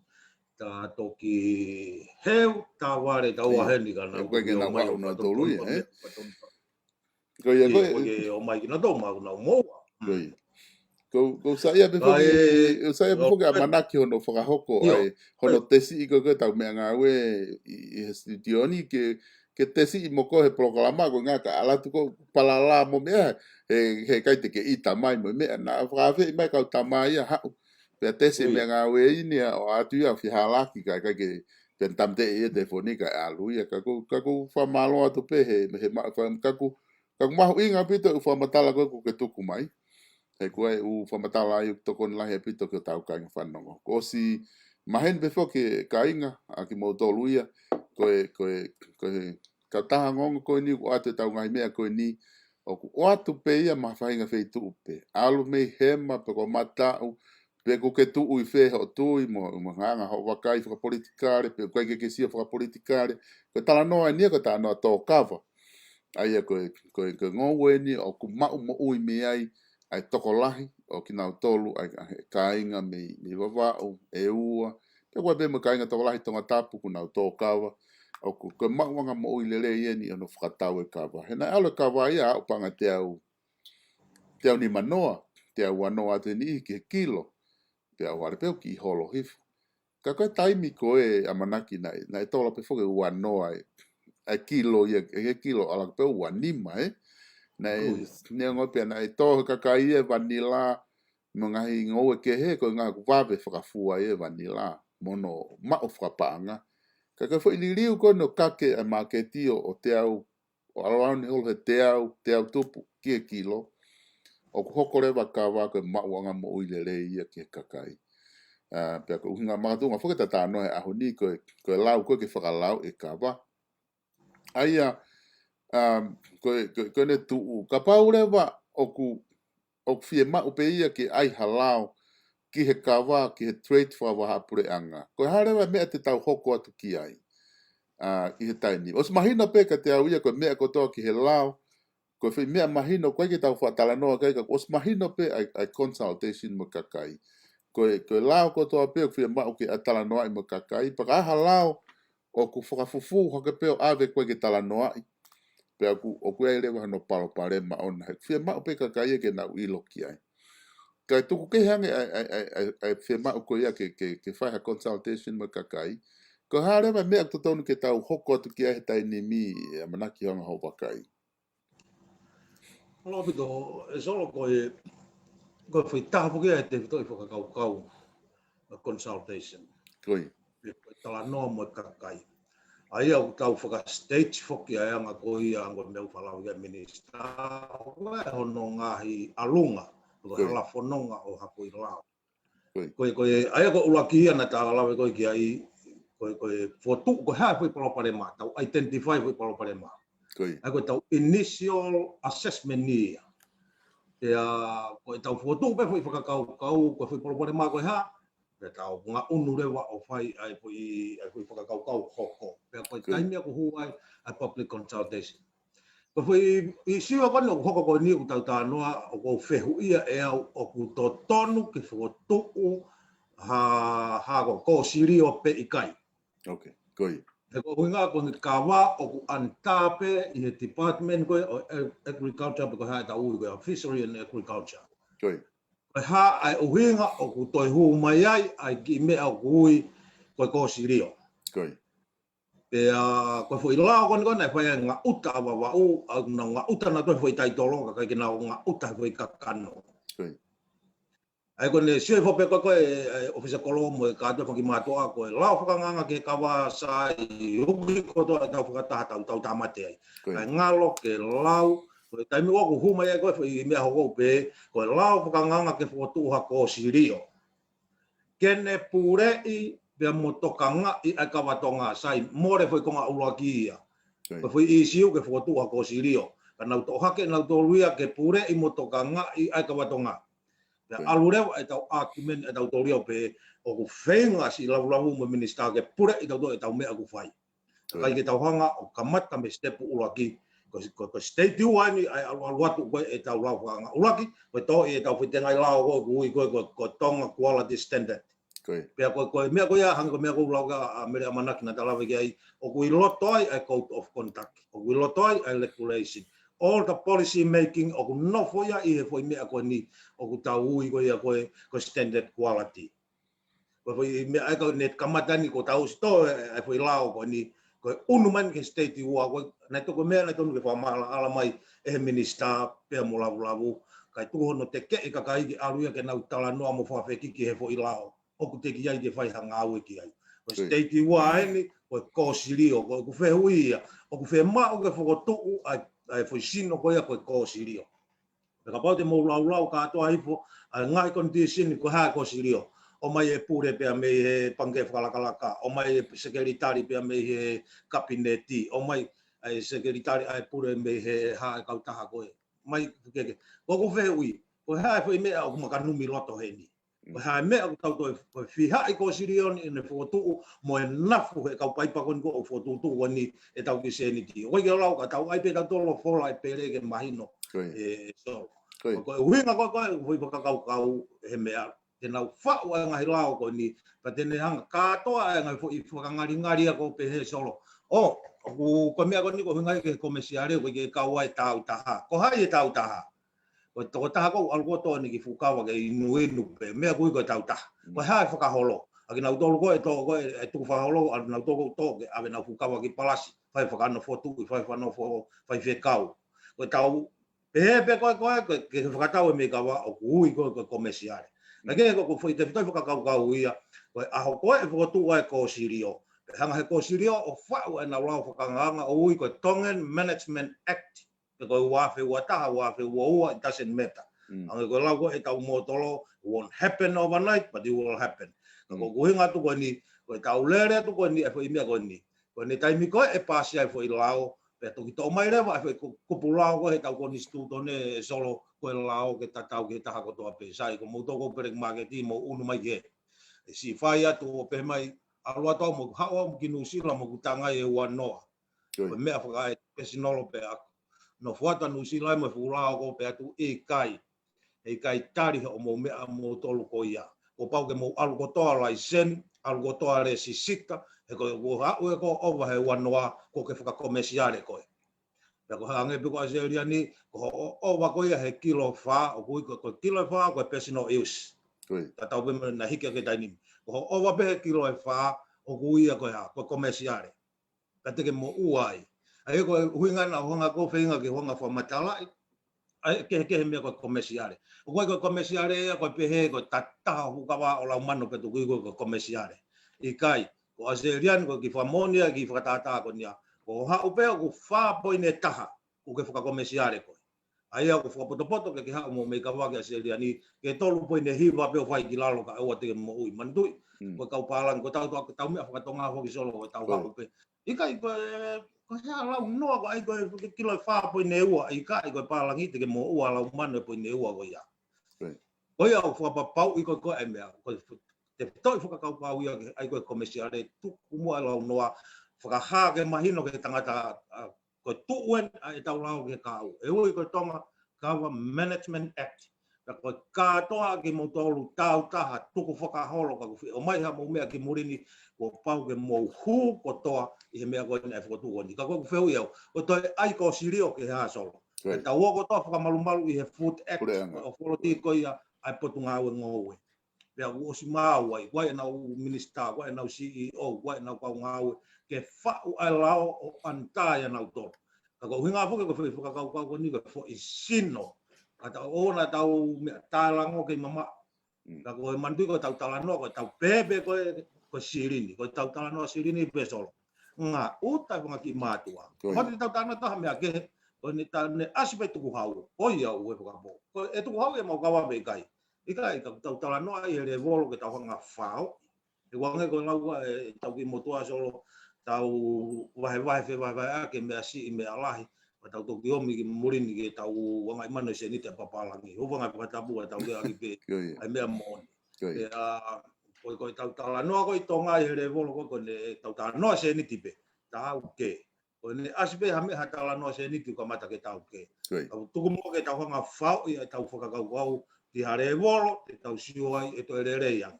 Ko ne tuko ke kaha u ki he lao kono o huinga tuki ai. E hoko ia. Ka ko ha e hoko. E pau ke hoko ia ko hinga ke whakamari ia e importa pa mo exporta. Ko tau tolu. Ko tau tolu te tau hanga ko ngauhi mo tuko e kawa. E ko tuko ni anhango lau solo ke meko Europe. Dan lau mixa ina to ngai olo ka holo mai kai ke mikare ke o mau ho na ate o na tolu o kui kai ko tau kawa le tau sai ke fa solo mo fakawa pe mata pa ko ya faka foki mai a foi process ko nga ko tau os qualify ki tau tolu ke process e tau kawa ko le ne century fi tau fai ko ya alua tu ko e tau me kawa tau tolu ya ko piwa le tau ai ko molo ko ho me kawa ko puna be ai ka ke toi ha me pe iku pe o mai me fanga pulu o tu ko tau kawa ke na ueru e ke ma o kai ke hakau mai ke palo pare ma palo pare ma ko po i le tau i loto ai so de ko ma ko rere ta misin tala noa Amanaki toi beta minite on pe ko fe unga da proklama ki ani ai ko toi be foi foki te taha ka te ko pe ko tu mahalo ko lava e ta proklama e ani ko lava e hoa ua e ta proklama e Kava ku whakatanga pēr ku wongo le atu ki apina ka inga ai tala noa ko ni whai ko ni ka pau o ku mahino ke te koe ku kau he tō kawa i ngai isu ko ni ku whahano whamalala tu tatu whika Amanaki o ku nehanga o lahi ngai whamatala ku ni o atu whika mo Kava pe ka pau o kai ke tui tatau mo koe koe ngau e koe ku ma atu koe anga eni ai view ai opinion Amanaki ki he Kava ngahi research na ni whakahoko ki ai pea ku atu ai whakaukau ko ia ke tokoni atu ke tokoni atu si koe i whakaukau le rena na ke o mai Amanaki ahono whihu ia ka kōsirio pe te ai kōsirio ke ha he kona ku ai pe ai wa ai potu ngā ngowe ku ai wa koe mea tokoni ku iai o una ulau pena toria o toka ngā ia ngahi mea koe ni ka i he taimi ko koe neongo o ku whotu umai he lao ia halau whanganga ia ke ai ha kōsirio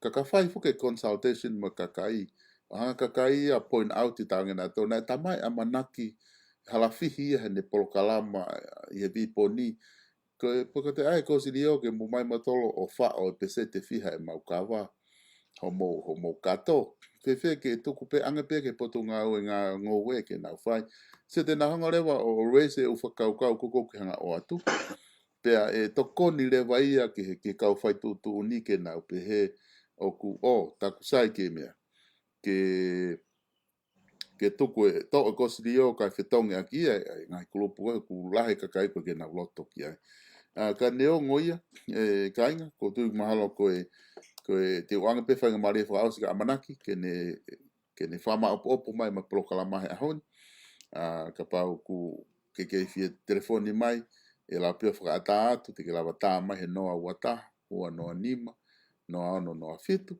pe te ke tā mai he messenger ko ngā ke messenger ko aku ke lawa ata lai ni ke le ai Amanaki ko tuku atu e whainga maria whaausi ko ni pe ki mo ke tā mawa he ahoni ke whai mawha opo ka vinga ko ni ta tāno ke malo pito solo ko tui ko ma opo ngai mea la hia ka ku hango ko lave ko ane nai ko tala no ke i siu ko Kava te tau kapipiki mai ki ai hono lau whakanganga ko ko ki mea reke reka tau lolo ia e mawhute fua pe mo tamai mata o tangata wawa o ma ke vine wawau a e nau mo ui e whai whakakau ko ni pe a hangai ko tala noa nai ko ki tau hanga o whakakau i ha mea ke tau tokoni ai hange ko ni atbe ki whakatata pe taha pe ko si na taimi ke hanga he pure anga o sapalai ko toa mai mire mila ma ai kau tō Kawa mahalo e ao ngangia ko koe pe ko ke whewa o ko whonga ia e ma oe se ni te pure anga e ko ngā ko si whao e maulao ki toa pure anga ke vea ko mire mila mo tangai ko toa pe ko whonga ia i ne pure anga pe tawata toria ai pe ke sente taha ke mire mila ai ko tokoni e pure anga e ko te sente taha pe ko poini noa taha mire mila lau miliona e hao ko ia ko fui se ni te tokoni e kaunga instead e nau whao e lao ke pure i ho tō Kawa pure i e mea ko toa pe ko mea ia ko whepaki ai he ko tauhanga i tau toria tuhu i tamai mata ko ia o kau tō Kawa mo e mea au si mo ui ai a kau Kakai ko e mea ko whinga koe ke pure i ki nau tolu mo kāta ki tā whoki ko toa mai o hanga mai ki murini i tauhanga te ke fumatapa ki ua ki awa ko e mea mahui ngā ia ka ko kau le rei o ko popo wau ke whatutu ko ni ko hange ko lau ko pau pe ke tau tārango ke mama i he whakakau ko e tau whatutu e tau ngai lao mo e mea ka hoko mai o awa matapa ngo ko ki tau kau to tu ki matapa tau ngahi pe tau to tau ngahi voi lao o fata pe o tangu tu moi asio ti hata ke alo fa matapa pe tau tu unu atu re watu o ngau me tau ngahi voi lao ko ya to ko kau ko ya ai fananga mo tolu ni fungani so vesta ki to kanga pe kai pe ko ke usi ko public consultation first assessment public consultation second assessment don ke public consultation o te na o ta ana ki mai ngai fo matala me pahama matala ai ha me age mai no wai ta wa kai tonga mo kai ku na o sia ko mo pot ya foto mai ngai reference ko fa to tolo ni ai ko matala ai mo me ko ta me ape ta to ka tu ka ta o sio kai holo ta kai holo ka nga api to yo me launch o ui ko tongan quality ka standard ti tonga heri ko ya ko mai pu me ta ana ki ya ka fa ka iro ki ka launch ko ni e kona ta kai pola na fai ai ko malo ko fa mau po be ya malo mo solo si mau ko ngamari mo tu a ko ni ka ta ai be ha me atestasi o ye ni be ko ki ni pe vai a testasi o ko solo malo pito ya manaki ko test polo kalama to atu ni ya manaki ko nga ko analyze o lahi moni ko ke fa ko heni toki hu mai pe a hasi me ka tangata o lau wai mo fanong wai ke ngai kolo a ko ke tuku he ahoni he I hono analyze ko ia ke whahoko ki he la whakanganga pe ku ma ke ha la whakanganga o Kava e ka inga ko ngata e tau polo kalama ki he ahoni e whenga pe a kautahani ke ongongoni ke ma pe fanki ka veinga he ko ni kamata ke sai ai me ngau ko ni ke lava ke tau tala noa pe lava ke o mai ka tangata hanga ko Amanaki mo mea o tugu I mai ke tau tala noa ka fanki issue hoko I tonga ke tau mui holbe fanki mea ko lo tonga hoko pe lava lewa ke mo telefoni mai omi mo whakau pe te ke tohi mai neti ha whainga whaunga pe ko lo ke o mai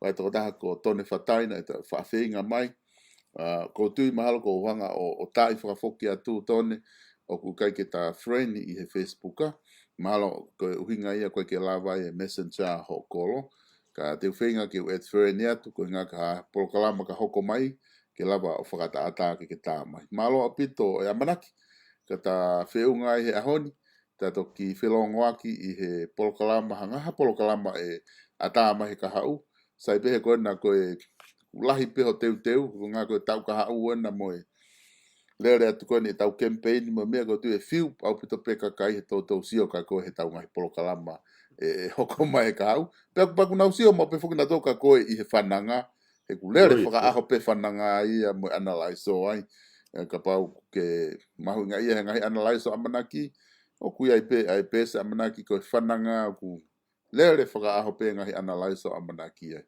ka malo pita Amanaki ka ke te tawheunga he ahoni fa malo atu e kau whanongo o mo mea mai ke polo kalama telefoni le o Kakai I ahoni te ma whenga pe ke hoko atu e ngai polo kalama ko ni foi time pau ke ngai polo kalama fa politika le ke fai hano tala noa ha issue pa mo telefoni mai ke tau tala noa ai ka te uki onge fai ngamare fa aus ko ni ke kau tuaki ai ngai kau taha ko ni kuna utokoni ke kau taha ngongoni Yo no ke lava ke mau o atu ai ha whahinga polo kalama ke tau wahe ai I neti te uki whaos ki ai pa tau toki mawai ho atani ke tau toki whelongo aki.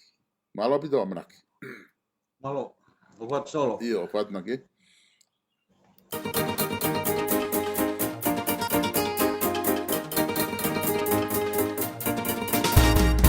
Ko e whanonganongo e niam te tautaha Fostina Construction I he kainga tonga o loko Salt Lake City.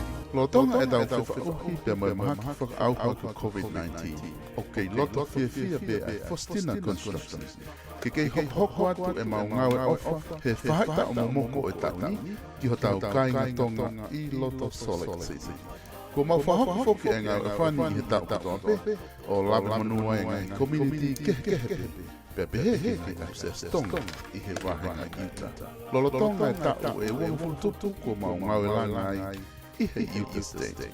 O wanga pehe lewa e ngā wen, te ke fua pe e koe e ngā whakamore kutoa pe, ki he nau e whakaonga i ho o ngā we, pea e whakahoko lewa e Fostina Construction ai ngā we lei pāma au i kai hatatonga. O tatawa pe koe hae whahinga ngā we langa o kuke fie mau i whakao. Me he ngā we sima driveways, basement, step, sidewalk, pehe ke langa hao retaining walls, landscape, pe koe hapea whainga ngā langa o kuke fie mau ke mau tokonia ki te koe lotonga whai tau. Oua nā ke whainga tā ia, he whetu taki mai, he taku o ku mau sani tungua. He koe whai pe i he loto ofa mo i fie tokoni ma au. Pea ke i nasi ho tau kainga tonga i fia o kua usia e ngai community ke he i he ngau ofa o mau whawhako. O hounga ki he Fostina Construction, e ngahi tāpua ki e mo ui o tau nasi kotoa hai. Pea mo e whakatawangi ki ke o ona pe nge ia mo e langi, he ki hi ngau e o tau lau ke whawhako. Ka pau o ke mahuinga ia i he ngau e koe ni, telefoni mai rewa o rea ki a sione a holokotonga, i he walu noa taha whaua nima ni maono nonoa. Walu noa taha whaua nima ni maono nonoa, i he Fostina Construction.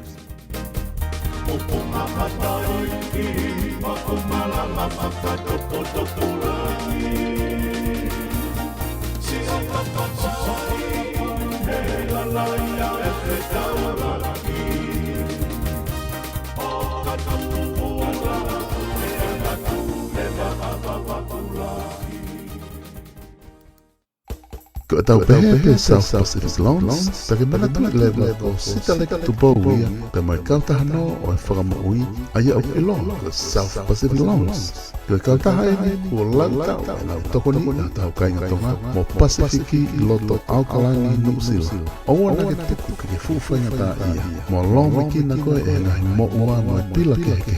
Lorotonga e tau whewha uhi mo COVID-19. He ko o se whakanau kakato a South Pacific Loans, ke nau tokoni i whahinga taime, o ku ke whia mau sēneti. Ke au ka venga whawhamiri, ka venga he lotu, whia mau sēneti ki abita tonga. Pē koe hāpe hau whia mau sēneti, whakawhakawawa. Ko e South Pacific Loans, pē rene lawa, ke ne tokoni ka o ki kai ki ke tui, pē ke to rewa ho telefoni. O ke taila ai whika o whakamaui, noa walu eau, walu, hiwa walu. Pete ke au tonu mai peke mau office. I he whika ua o Cavendish Drive i Manukau. Peko e office, i he whetaulaki anga o e Mount Wellington Highway, pe mo Penrose Road i Mount Wellington. South Pacific Loans, i he noa walu eau, walu, hiwa walu. Koe aonga walere e nia ki loto Aotearoa. Kainga tonga, ka pau ke whakaukau ke whetonga a hao merere aki ha merere fo oue kuonga. Koe chimana wholesale orders o loto o tahuhu, ai kautaha merere fo o tau. E nau toko ni o tau kainga Pasifiki, o ta kawa be koe hake ua ke iai. Ai ne whakaofa e nau merere fo oue, pete maa wheunga, mohota wivi fo papa. Koe chimana wholesale o loto o tahuhu, e maotoa e veni forward drive, kehe wao ki he tau wafi o wana. Veni whaniri se avala, se honfunu mo se pahu, peka lau ke mau kaha o, whaka of atua mene.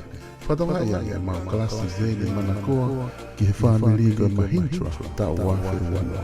Oku se afitu, alu whare lotu, pe kaka mo unga ka me, koe lau taha noa. Pese te ono point himani my interest ke totonga whawhawhi. To orewa ho telefoni o ke rea mai ki noa walueau whāno ua ono no taha, pe te au tono mai pe ke whika wawala o e Atkinson Avenue o loto o tahuhu. Chimana wholesale orders i he noa walueau whāno ua ono ua taha. Beautiful tonga, okay, lere mawhana i pēr o kua maa. Whakamaakolo ai beautiful tonga i he otonga. I kai ngata ega o whai pōwāngi e kakai ai ngahi kolo. O ta kaupe me niua o a o mai ki tonga tapuni.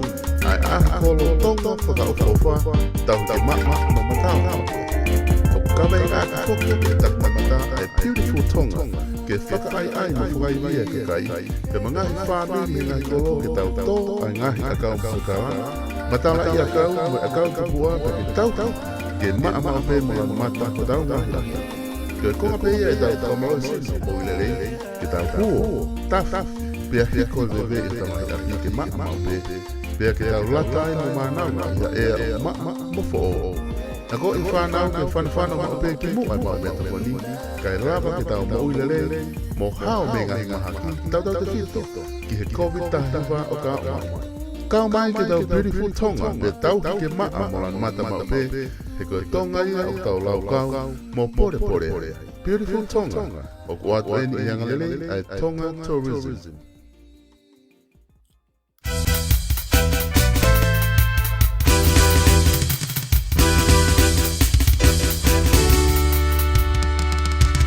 koe tonga lele i ia pe mi kau taha aveu ki tonga tapu pea mo wa koe tau atai ai freight Tainga tonga o loto Aotearoa o fia mo loto mawhana ai tau atai ai freight ke whai whatongia ma au i ho aveuta ka hoko ki tonga tapu pea mo wa Hangai ko a container, bus, lorry, caterpillar, pe ko whahinga mea lea pe i whahinga saisi Ava katola, talam, puhu, nau whai, ice, pe ko whahinga nau langa Koe tau atai na freight peta, tene lava ke ne whakatau atai na i koe aki hatotonga, mātu aku whakatai. O ki kai ngata he mau aweu te kutonga, ka au mau toe o mai toko ma kontena mea kai hais, tuko tata i he mahina kotoa pe me baba, pea mo tonga tata. Ok, hoko te whoko mau awe, ta e te tongi ho katola ki tonga jamba wala. Pea paanga pe wha te whalumea, a e mau kontena ki baba, i novemba pea mo December. Pe aku malama ke mau tili wātu ha whainga puha pe, iha whainga la. Pe ka pāra pe whia mautala kauma, o ku te whia laka koe talamu. Te mau tili wātu pe ha puha, pe talamu ki ho aki, ke wha whia maari ai ho uta, pe te mau toi pick up. Oua na ke whakaukau, ko ha aku talai hanga mai. Ka ke hau tāmpu mai mua, o ke ki ahi e mau service. Pāra, ofa, whia tokon, pe a loto i whatawata. Feto data mai le, fika telefone, no watata, ua ona taha, fita nini tofi. O lea kia semisi tawata. Pete ke au tau mai vei ko mau kia te i fika nini, Fairburn Road, i Otahuku. I hitau atai na freight.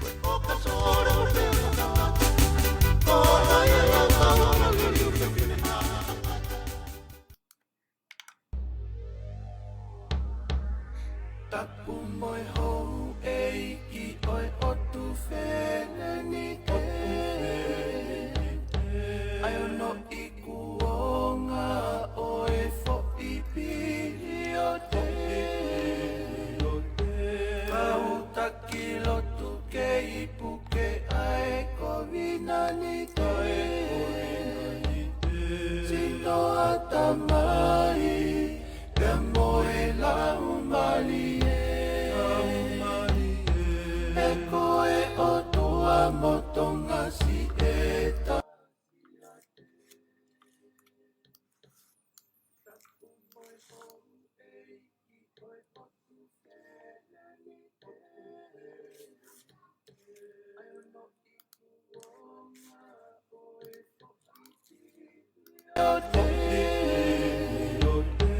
Kautaki lotu ke I puke ae ko vina ni toe Sino atamai Pea moe lau mali E koe o tua motonga si eta si a te